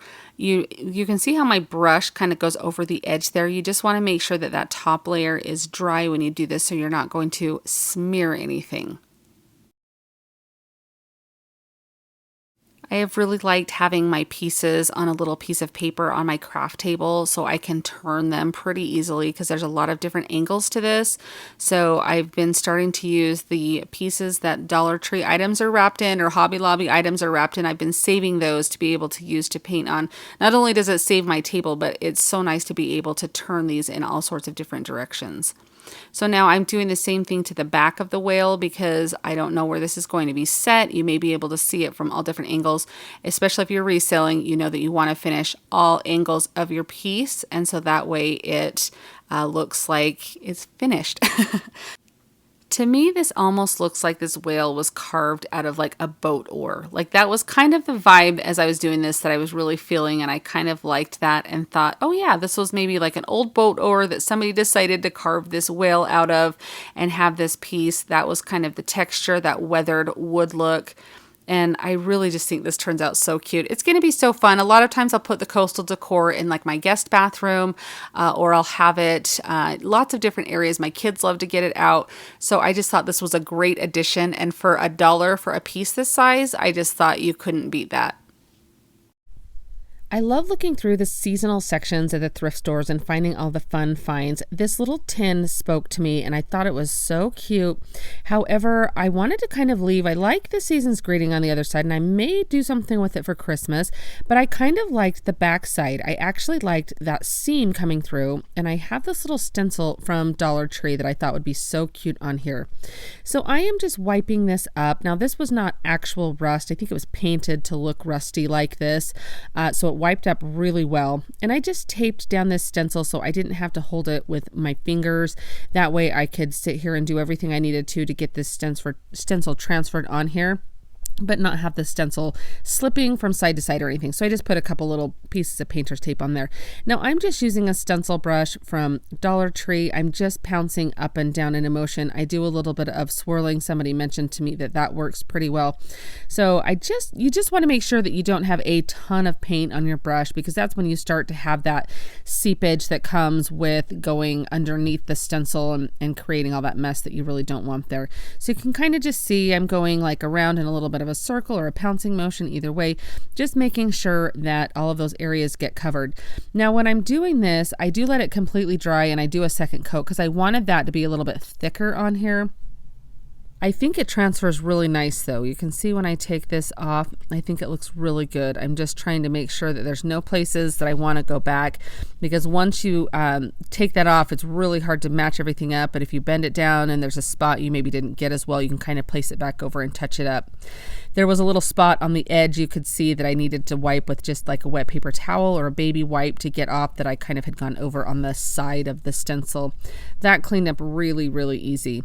Now I'm just taking my emery board. I love using fingernail files for distressing and sanding because I love how easily you can handle them and they get into the little small areas. Now I do want to just let you know that obviously if you want to leave the stencil just fine how it was in the beginning, it looked beautiful that way. I love pieces when I'm making them to look like they have a history. They've got a good story to tell. There's something that's been around for a little while. So that is part of why I love distressing pieces.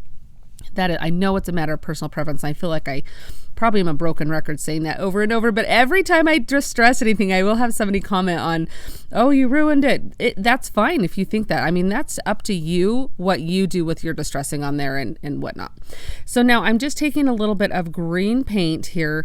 This is like a eucalyptus color, I believe is what it is. And I'm just smearing a teeny bit. I wanted it to look like it had a patina, like it's been aged, has that history, has a long story, that it's just been left out somewhere. And I just go wherever I feel, just so lightly. And then on the edges when I do it here, like I do it on the little wires that go up over to here, you can see on the edge there, just to make sure, or just to make it look like it's been sitting out for years and years. And I'll even rub some on the sides here. And when I do that, you can see I dab it down on the paper towel, and I'm just using my finger here. And when I dab it on the sides, I will just kind of rub it in almost, I mean, you barely can see this, but it's just enough to make it look like it's like actually aged like this. So I think it turns out really, really good. Completely optional, but I just really love how that ends up looking with that green touch on there. Now, of course, we just need some flowers. I'm just digging into my stash for these. I have just so many different florals sitting around. So whatever you would want to put in here, you could definitely change it out for the seasons. Remember that on the back side of this, I've got that Christmas one. I can flip it over for Christmas time and have a cute Christmas one. And I don't know, maybe I'll redo that in one of my videos closer to Christmas, that I will update that side of it, because I feel like it did maybe need a little something extra. But look at how beautiful this turns out. I think this is amazing. I love the colors of it. I love the drooping flowers with that design on there. I just think it looks so vintage and farmhouse, something that you would just definitely find in the French countryside. Do you guys like this piece? I got this little bucket at a yard sale last summer, and I've been waiting for a wonderful project to use it with, and I'm so excited with how this turns out. Green is not my color, so I am going to spray paint it white. You can use one of these little buckets from Dollar Tree if you'd like. It does have the raised letters, so just know that. So after I wipe this down, I will just spray paint it with white, and I wanted to do, at Hobby Lobby, I've seen some items that say Farmhouse Local on them, so I just went into Google Images and found an image that I like and screenshotted it, and then I printed it on water slide decal paper. I'll leave a link to the paper down in my description box, but it was kind of in this rusty writing and I really liked how it turned out. You'll use this clear gloss after you print your image, and you'll spray 2 coats on the water slide decal paper. You can kind of see this shine there that it gives it, and that just protects your ink. Then you'll just cut your image out to whatever size you would like it. I'm just showing you that it was in the middle of the paper, and I just cut it out, and I kind of detail cut it around the words there. And I'm just deciding which side is the best to place it on.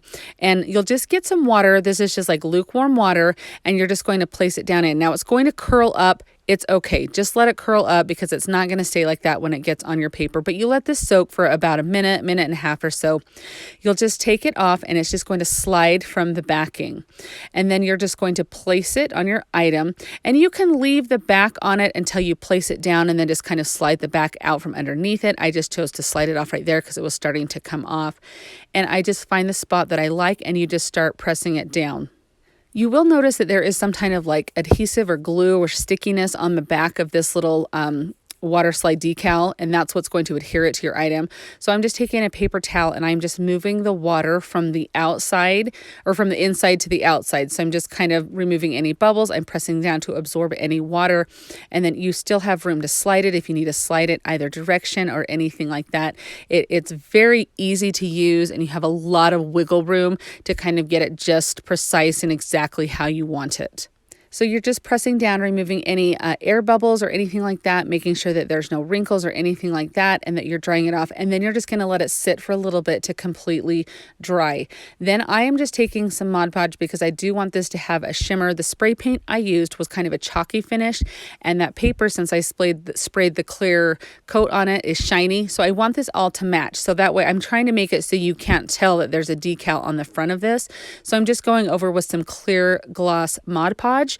And you guys, you cannot even tell that there was like an edge or anything to that. It honestly looks like this is printed right onto this bucket. I absolutely love how it turns out, and I love the water slide decal paper. This was the perfect size for a couple of little IKEA plants to sit down in, but how cute would a little strand of beads, wooden beads be hanging out of this?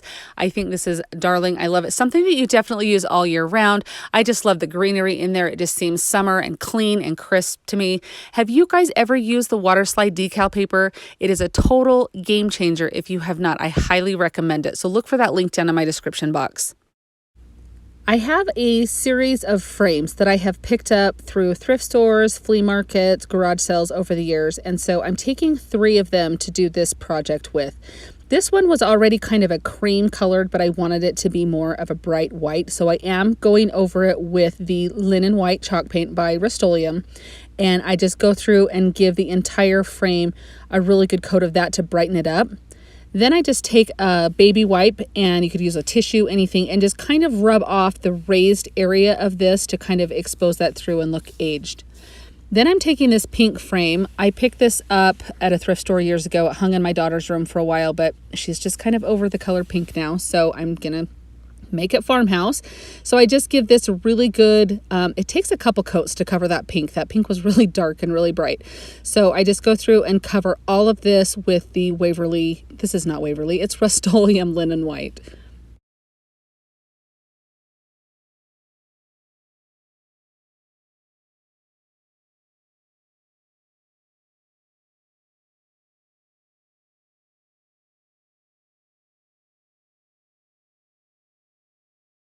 After I get the desired amount of coats of the white paint on, I take a baby wipe and I use some Elephant Chalk Paint by Waverly, and I go through and rub it and dab it kind of on the raised areas of this frame. This is what's going to age and make this look weathered.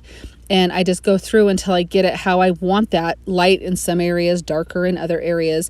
And then I go back in with the chalk paint and I just lightly brush over the top to kind of dull it down a little bit and make it look like it's kind of that layered look where it is kind of aged in the crevices and everything. And I just go over this and keep repeating the process until I get what I want. With this last frame, this frame is huge, guys. I don't know if you can fully get how big this is, but I had to zoom way out. But it is cracked in areas. The print is very faded and damaged. And so this is a very nice painting. As I was tearing this apart, this is so sturdy, but I had to rip everything out so I could get the print out of the middle. So I just kind of went to town and ripped the back completely off. And then I pried open the little prongs here so I could get the print out.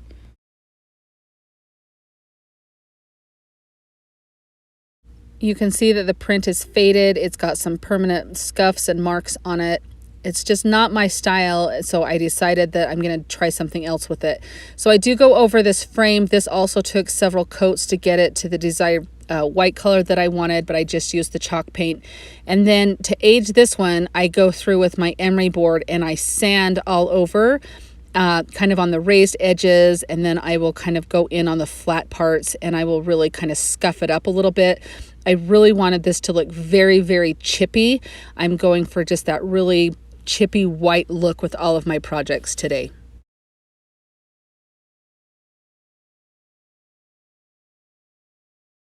One of my daughter's books had been ripped and torn in several pieces, and so I kept part of it that was still salvageable, and I'm using that to cut out some little scalloped pieces. And what I'm going to do is Mod Podge these over the back of the print that was in the picture.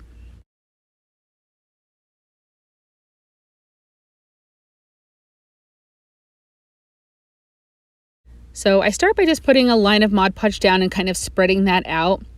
This is very simple, very basic. You just take each little scalloped piece and I'm going to place it down and that way, and I just kind of go through in layers. I do like this row and then I move on to the next row and get it so it's completely covered.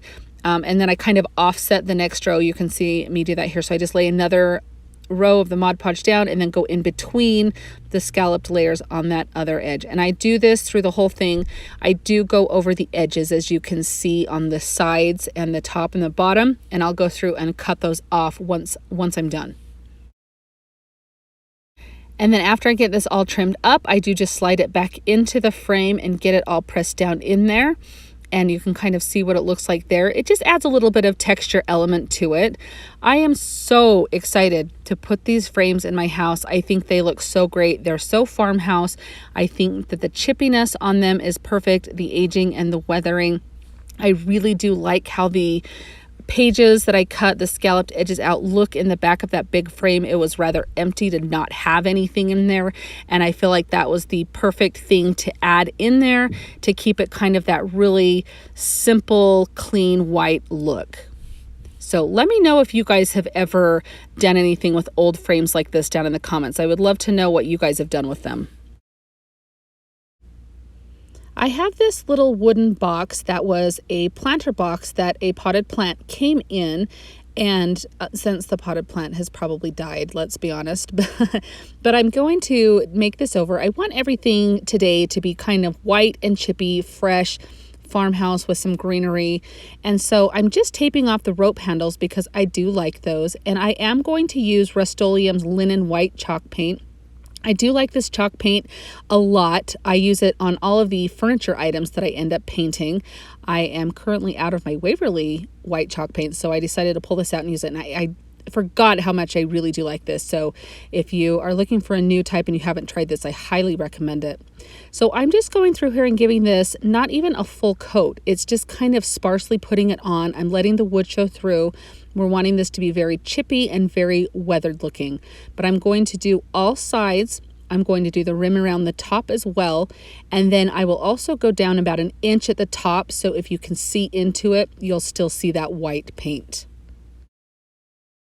So for the technique I'm going to use here, I actually picked this up from Rhonda over at the Distressed Princess. And I've never done this before, and I was so amazed at how well this worked out. So I'm going to print on tissue paper. So I just cut tissue paper small enough to tape on a regular size piece of printer paper. You actually want it taped like this very well around all of the edges.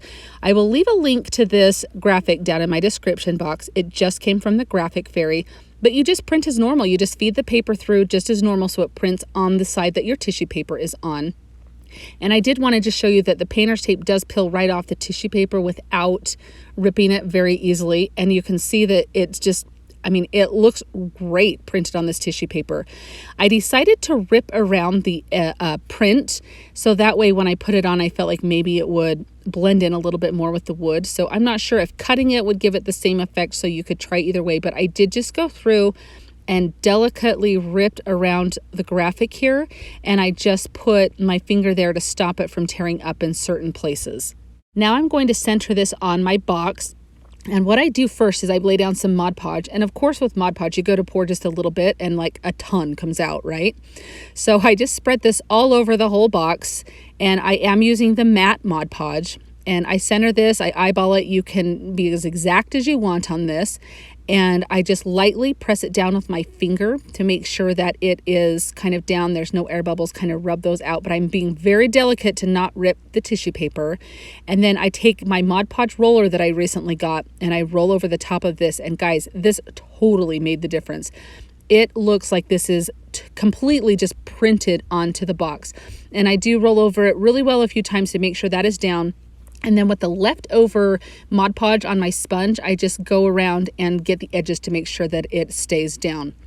But look at how amazing this looks. I think that you can't even tell that it's printed on any type of paper and put on there. It looks so good. And if you don't have a Cricut, this is a great alternative. I will leave the link to the graphic down in my description box. I found this little stack of like blocks, not quite like a stack of books, but I got this at the thrift store and I thought it was in really good condition. But if you don't have something like that, one of these little book stacks like this would work from Dollar Tree, or even like one of the little crates that you can paint to look like a book stack. You don't have to have this exact piece, but the fundamentals of this idea are all the same. So you can definitely use this to what pieces you do have. So my original intent was I'm going to sand off all of this cute, it's a cute saying and everything. It's just not something that doesn't match my home or anything like that. And I wanted to kind of have more of, when you're a creator, you just see things and you just want to make them your own. And so that's kind of where I'm going with this. So I'm just sanding these off and they actually come off really easy. Now, when I sand for projects like this, if you guys have watched me, I love to use fingernail files and emery boards. I buy mine in bulk on Amazon. I will leave a link in the description box, but guys, any emery board is going to work fine. Pick them up at Dollar Tree if you would like to. But they just get into all those nooks and crannies and everything, and they work really well. Now, this piece was like one of those magical pieces because when I sanded off the design, the paint job still looked beautiful. And so it was a really easy piece. I didn't even have to end up painting this. However, if I did, I would have just used a light white cream color or something of any kind of chalk paint. And that's how I would have just gotten it. So if you pick up like a book stack or you have something else and need to paint it, just any kind of chalk paint. I went around and sanded the edges to give it a little bit of a rough farmhouse look. And I'm just wiping with a wet paper towel off any dust or anything that might be left. Now, I did purchase these stencils from Essential Stencils, and I have used some of their stencils before in my videos, and I do really like their stuff. This is not sponsored in any way. I was just very impressed with their stencils that I used, and they came out with these they have like a spring and Easter line of rub-on transfers, and I thought it would be really fun to try these. Now, I don't feel like they're quite as expensive as like the IOD transfers, But when you look at all the transfers that you get and kind of divide it by the size of the Dollar Tree transfers, I feel like you're not really that much more. You just have to buy them all at once. So, but any kind of transfers work. Amazon, you can get some rub-on transfers for very inexpensive. Pick ones up at Dollar Tree. I just feel like Dollar Tree hasn't really gotten any new ones in that I've used or seen, at least at my Dollar Tree. And so I thought this was fun because it was something a little bit different.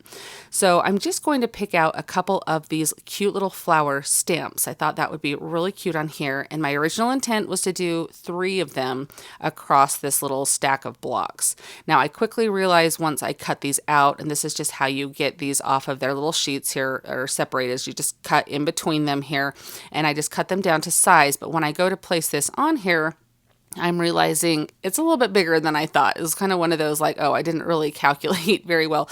So I thought, well, 2 would be kind of cute on there, but you know, it's just kind of a matter of personal taste, or even if you had like a couple of these blocks or book stacks together, you could probably do one of the bigger transfers on there, would be really beautiful. So I get a couple of littler ones on here, and I just kind of pick out my favorites or the ones I want on this project. And I end up doing 3 across. Now you could leave them like that, all just kind of in a row like that. I do end up pulling that first one up to the top and moving that other one down to the bottom just to have a little bit of a staggered look for visual interest. But again, you're going to do what works best with whatever you like and what looks great to your eye. It's so fun as a creator, just kind of wanting to make things your own. And so to use these transfers, you're just going to peel off, it's like a plastic like film on top of the backing. And when you peel off that plastic film, you're going to have your transfer, your design on there.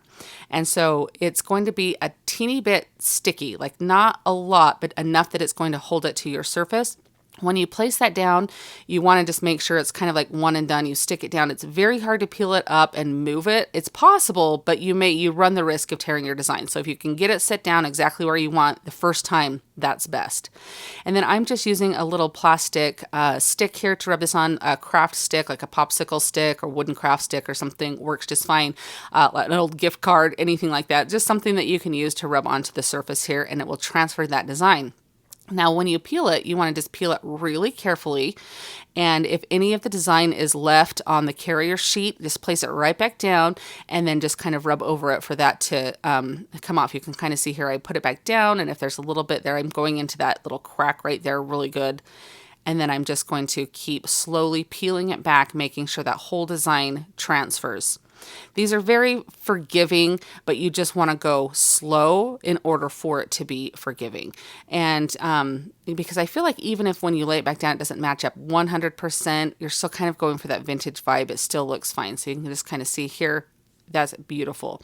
And then I don't show this right here, but what you do, and I think I'll show it in a minute here, is you take your plastic cover and you just rub that over the design that you laid down. That helps to kind of burnish it onto the blocks there and helps seal it.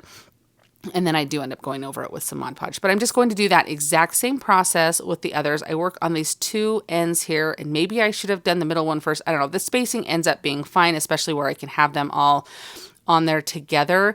I just thought getting those 2 ends together, and I have people tell me all the time, oh yeah, you start this way, or some people say, no, you start in the middle and work your way out. It worked fine for me. So whatever way works best. When you're doing it to kind of measure, and if you want to get out your like ruler and kind of exactly measure it, definitely do that. So that way you know where everything is going. But I feel like it's farmhouse. If it's a little bit off, it's totally fine. But that's me, so whatever. Anyhow, so same process here, just kind of rubbing those down and then just gently peeling them back. And it's very simple. I feel like this is a fun project if you have grandkids or kids or somebody that you want to do this with or something, a project like this. This is something that is perfect for them because they're able to do it very simply. It turns out very beautifully. Even like a very beginner type crafting project, you have that success rate of, oh my gosh, that was really easy and it's done and it looks beautiful.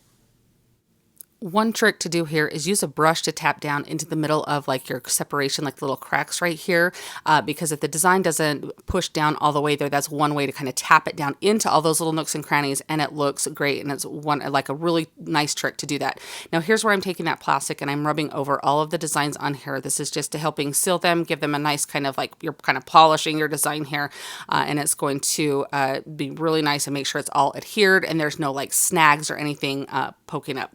I do do go over the top with some Mod Podge, just any kind of Mod Podge, the kind of, if you want like a satin finish or a gloss finish, it's up to you. But this is just going to help seal it, make it a little bit waterproof. If anything, I mean, you definitely don't want to set this outside, but if you got anything on it or something like that, you'd be able to wipe it down, and that way it would help to seal the design. Now, it's beautiful the way that it is, but I love to add a little bit of greenery when I'm doing little block stacks like this. And so I'm just taking from Walmart some of their boxwood, and their boxwood is so beautiful, and I feel like it has a much more realistic color than say Dollar Tree's does. And so I really do like theirs. It might be, I think for the amount of sprigs you get, it kind of works out to be a little less actually. But like, I can't remember if it's $1.97 or $2.97, but you get like a really big, like a big stack of it, or not stack of it, like bushel of it. I don't know what you say, but you get a lot of it. And it's quite much more thick than Dollar Tree's. So I take 3 sprigs for each side off of my pick that I have. A pick, that's what it's called. You get a bigger pick of flowers. Anyhow, and so I put the one on the ends there, and then I'm taking 2 more and stacking on top of it, so it kind of looks like layered. So it's not just all clumped on there. You kind of have a little bit out toward the edge, and then it gets kind of thicker as it goes into the middle. And I'm just using a fair amount of hot glue in the center there.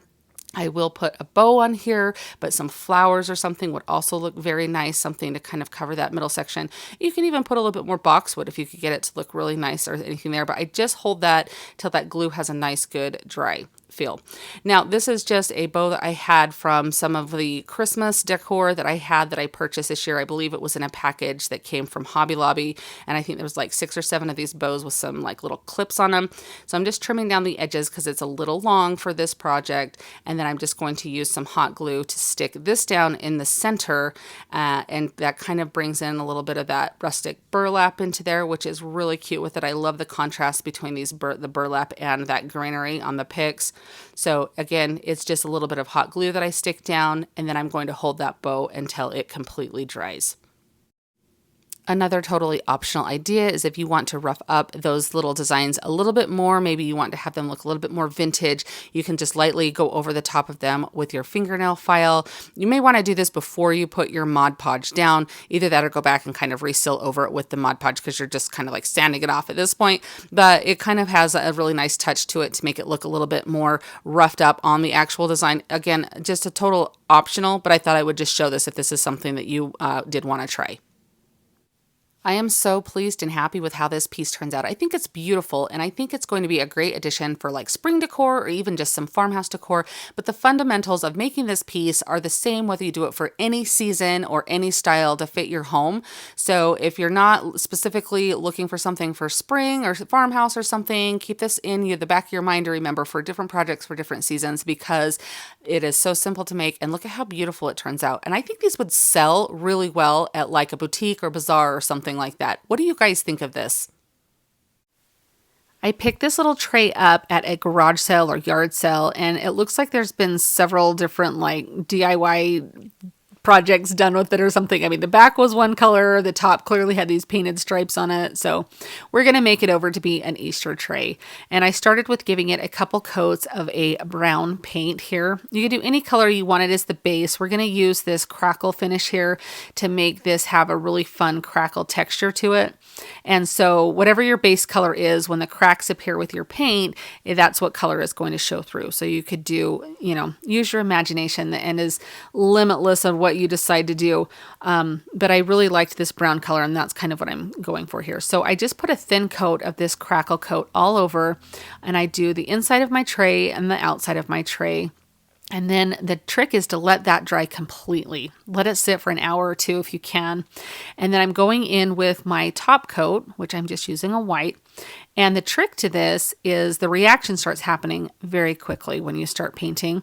So you want to be very careful to not go over and disturb the paint that you've already put down, because once that reaction starts happening and you go over it, it starts to like slide the paint off. I actually end up doing that here in just a moment, so I'll show you in just a second kind of what I'm talking about. There is a fix for it, but it's just kind of annoying to have to go over and do that process. So if you can, Just work really quickly with your coats of paint here. You can kind of see I'm getting all the edges here, but just once your paint's down, you're kind of done. You don't go back over that area again. You maybe have like a 10-second window to go back over it, but just try not to do it. But I go all over the entire tray. Now see down here, I had gone over it and that paint just starts to slide off of there. So the reaction had started happening. I went back to kind of touch up a little thing, and even with my brush, I'm like, well, what if I do it this way? No matter what I do, it just keeps getting worse and worse. It starts to get clumpy, things like that. You can kind of see. So I'm like, dang it, what am I gonna do? So the best thing to do is stop at this point and just leave it, and then let it dry completely. And then what you're going to do is you're going to go back in with that base color and just go over that area. So you can just see I'm getting that brown, and I'm just going to go over that little spot that I kind of smudged up there.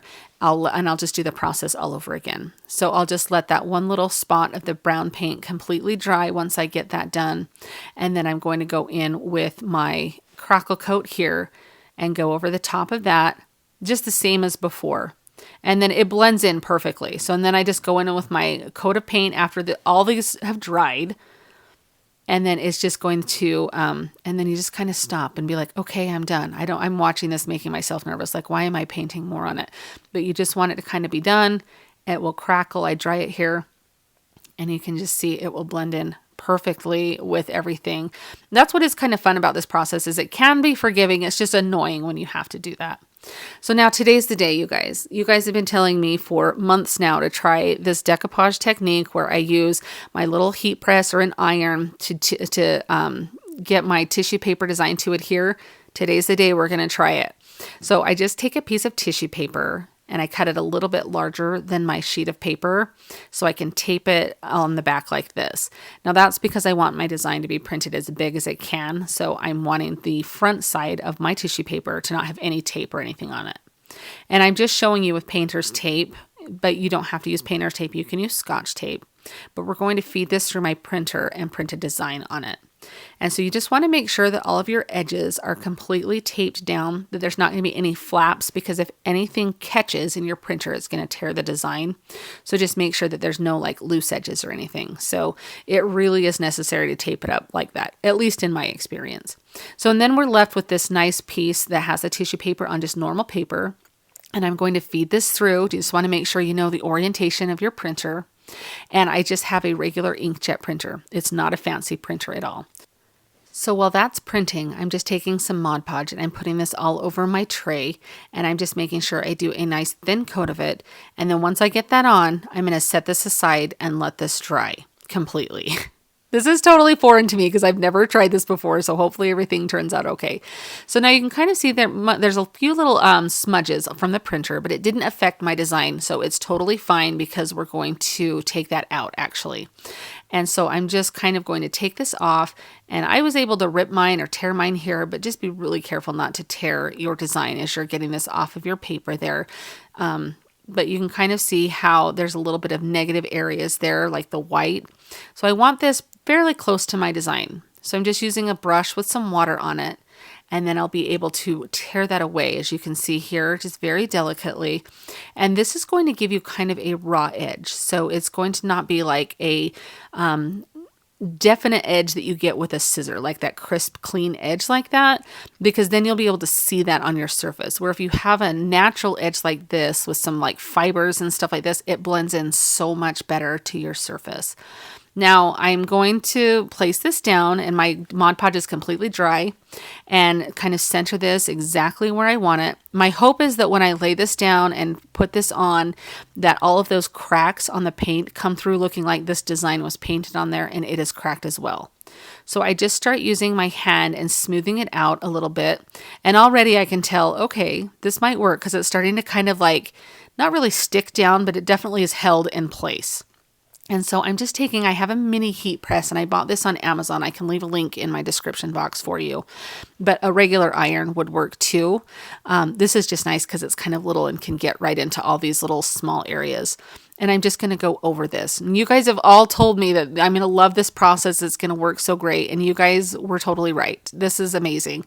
Apparently it just heats a little bit of that Mod Podge up, and it just sets this design down with no wrinkles, nothing, no tearing. You don't have to worry about using any like cling wrap or anything, or saran wrap or plastic wrap, whatever you guys call it.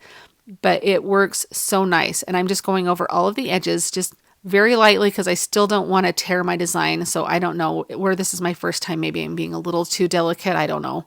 But I'm just going over all of the edges and making sure that it is completely down and flat and smooth. And as you can see right there up close, that crackle is coming through on that design. So it literally looks like this design was painted on there and that crackle came through. That's what is so fun about using tissue paper, is because of how thin it is. And I love the way that this looks. Now to seal this, I'm just going to go over with some Mod Podge, just very carefully. You want to make sure that your design is completely dry, or you run the risk of smearing the ink. So mine had dried for maybe like a half an hour before I did this project. So just keep that in mind as you're doing this. And if you see the ink start to smear, just stop immediately, let it dry, and then go back in. But oh my gosh, how beautiful is this? This is going to be so fun, kind of set up against a backsplash in my kitchen, or even just like with some cute designs on it, or a little decor on it, but look at that crackle coming through that design. Like, you cannot even tell that that was not painted on there. This is such a wonderful looking piece. Do you guys like this process? Have you tried the process of decoupage that I just did? I'm totally blown away at how well that works. So thank you to everybody who's commented now for months telling me to try this. Like, I'm definitely a fan. When I saw this vase at my thrift store, I knew I had to have it. I did not love that caramel toffee color of it, but it had a great shape, and I really thought that I could take it from this Venetian look to make it more of like a French farmhouse look. Now, I easily could have spray painted this, which would have been probably a little bit easier, but the day that I was painting this, it was very cold outside. I was not able to get out and spray paint, so I just decided to use some chalk paint. So just so you know, there's different options if you're not able to spray paint, or if you prefer to do that. But this one, I went back and forth between using the little sponge brush there and just a chip brush, whichever was giving me better coverage. There was a lot of little like pock marks almost in this, like little indents and stuff that I needed to kind of zhuzh that paint into to make sure that I had the full coverage that I wanted. So it did take a minute to kind of get this covered, but I really like how the coverage turns out. It's so fun to be able to get something from a thrift store and tailor it to your decorating style with colors or different types of things. So just know you can customize anything like this to match your decor. Now, I first started sanding this because it has all these little raised areas on it, and I thought I would try and sand it. And as you can see, it literally was like eating my sandpaper. And I didn't want it really to ruin my fingernail files if it was doing this, just the sandpaper, because those are a little bit expensive, the kind that I buy. So I ended up going to chalk paint, like an elephant color chalk paint or just like a gray color. And I would dip my finger with a baby wipe on it into a little bit of the paint and then lightly brush over each of those raised areas. I did like how this looked, but I actually wanted a little bit of a deeper, like more, have that pop a little bit more, if that makes sense. So I eventually switch what I'm doing. I go all over like this, and you could leave it just like this. Now, if I wanted it to sand a little better, what I should have done was put wax on all those raised areas or on different areas. So when I went to wipe it off or sand, that paint would come off easier. So that was the mistake that I made with sanding. So just in case you want to know that. But what I ended up doing is just taking a chip brush, and I'll just dip it in the gray paint. I kind of take a little bit off of it by putting it on a paper towel, and then I lightly go over those raised areas. And I really like the way that this distresses it, and this comes out and brings all of those little raised details, how it makes those all pop, and it gives it that very vintage, aged look. I love that. I think this turns out absolutely beautiful. It is so fun to be able to change out the different florals for different seasons. It is neutral enough that it can be for everyday decor. I love how this turns out, and I loved how the detail ends up looking. What do you guys think of this little vase here? Do you like it better when it was the caramely color, or do you like it better now? This is such a fun and quick little thrift flip here. I found this darling orb here, and I do like the yellow color. However, I wanted to match kind of my decor lately, and so I did just paint this with some Dixie Belle paint. You can use whatever kind of paint, but I'm loving the vintage duck egg color, and that's kind of the theme that I'm going for with some of my projects today, so I wanted them to all match. So I just cover it completely with that paint and let it dry. And then I'm taking my white wax and I'm just going to paint over the entire surface pretty heavily. Let that kind of dry, and then I'm just going to take a baby wipe and wipe all of the raised surfaces. So that white wax is just going to stay down in all of the little crevices that are there. And that way you can have the detail of this beautiful design show up. And so it's pretty simple, pretty self-explanatory as you're watching this, of how easy it is and what you do. And you can always go back and add some more wax if you wipe too much off. You can always go back and add a little bit more of the original paint color lightly, but look at how beautiful. I love that way that distresses that. Now to take this one step further, I'm taking a little bit of gold paint. You might be able to use Rub and Buff on here. I've never actually used that, but I have this gold metallic acrylic paint, and I just very lightly put some on a paper towel, and then kind of, not a whole lot, I mean just a little bit, and I'm rubbing it very lightly over these raised areas so you have a little bit extra contrast there. I just thought that that would almost give it kind of a brassy look here, or like an aged brass, I guess. I just really thought it looked really pretty, and it's so fun to see the designs on this little ball pop and kind of come to life with the different colors that you use there. You can kind of see how that ends up looking there, the contrast. Do you guys like this? Is this something that you guys feel like is easy enough that you guys would like to try this?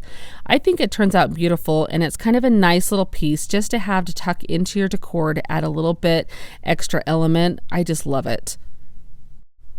This item has been sitting in my thrift flip stash for some time now, and I thought this would be such a fun project. I wanted to make this little fleur-de-lis stand here look kind of like aged metal or old kind of metal. Hopefully I achieved that. You can kind of see it's been painted before. There are some drip marks on there. So I do clean this up really good, wipe it down really well. I also go in with some sandpaper. I sand anywhere that there are paint drips on it. Now I can tell that it does kind of have a little bit of a crackling look to it where it's kind of been aged already. And so I kind of thought that that would work to my advantage. I do decide to put some Mod Podge on here to give this some texture, because where I saw so many drip marks from the paint before, I wanted to make sure that I had a good surface for my spray paint to adhere to. The trick to avoiding that when you're working on slick pieces like this, if you can sand them, that helps. And then also very light coats of spray paint. I just love using this hammered metal spray paint. This is Rust-Oleum. I've also used Krylon's brand before. It gives that texture that you saw on the lid there to your pieces, so it does look like that hammered metal. Just work in really light coats here, so you can kind of see how I started there, and I just worked my way around the entire piece. I let it dry thoroughly in between coats, and it has this reaction that happens that gives it kind of that bubbled texture, that hammered metal look. Now I took it down into my studio after it dried because it was still a little bit shinier than I wanted. I did kind of want a little bit more of an aged look to it. So I'm just taking some antiquing wax. This is just a water-based antiquing wax. This is the kind you can get at your craft store or Walmart. And I'm going all over the entire piece, making sure to push it in all of those little nooks and crannies that this piece has, so it would have that totally like aged old world look. I did wipe some of it off in areas that it was a little heavy on there, and then if there were any areas I wanted to go and darken back up, I just put a little bit more. But I am very happy with how this piece turns out. I think sitting like on my porch or in my home or anywhere, this is going to give a perfect old world French country look. I love this. This type of piece, if you were to buy this metal, would cost so much money, and it was perfect for a thrift flip. What do you guys think of this piece? One thing I love to do is I love to find little glass pieces like this at the thrift store. Each of these pieces cost $1 or less for each one of them. And they are so like, that really detailed crystal. And I want to make some faux jadeite out of them. So I'm going to just clean them all up, remove the price tag, and wipe them all down. And then we're going to make them look like jadeite. The key to getting that faux jadeite look is to use this pistachio color by Krylon. It matches my jadeite almost perfectly. It is very, I'll show you a comparison in the end. I have a little picture of my faux jadeite with my real jadeite, and it blends in beautifully. So I just do a couple of light coats on each of these pieces. So now just remember, these are not going to be food safe after you do this. So I feel like I just want to say that and get that out of the way, but these look so good. And it's just a couple of light coats to get that really thick color that's on there, so you can kind of see. Now this butter dish, I did the inside, and then I ended up going and doing the outside as well. Now the key, you could leave it like this, but what really sets this apart and helps it match jadeite is to add a little bit of a sheen to it. And so to do that, I'm just using this clear glaze that's by Krylon, and I give a couple coats of this on top of that. And this is going to seal that paint, obviously, but it's going to give that really nice crystal clear, like shiny look to it that jadeite has. And here's just kind of a look after this is all dried, what it looks like. The color is not the best here. This is just in my garage, but you can see there's kind of that shiny sheen on it. I've got a little stuck there, but look, I just think this turned out so pretty. So what I'm going to do now is just take these back into my studio, and I'm just going to clean up the tops that go to like the salt and pepper shakers and the little other items there, and just put those back on. Now you don't have to just do this on glassware. You can get this jadeite look on anything that you can spray paint, really. I've done it on a few risers before. It looks really cute. This color that Krylon has is such a good color. Here are my pieces all set up here with their little tops and everything on there. I think this looks beautiful. I've even seen some people do a copper color on the top fixtures to kind of give a different color tone, which would be beautiful as well. But I really love this. Now here are these pieces mixed in with a couple of the original jadeite pieces that I have. You can see that the color varies on those pieces, and I think it matches beautifully.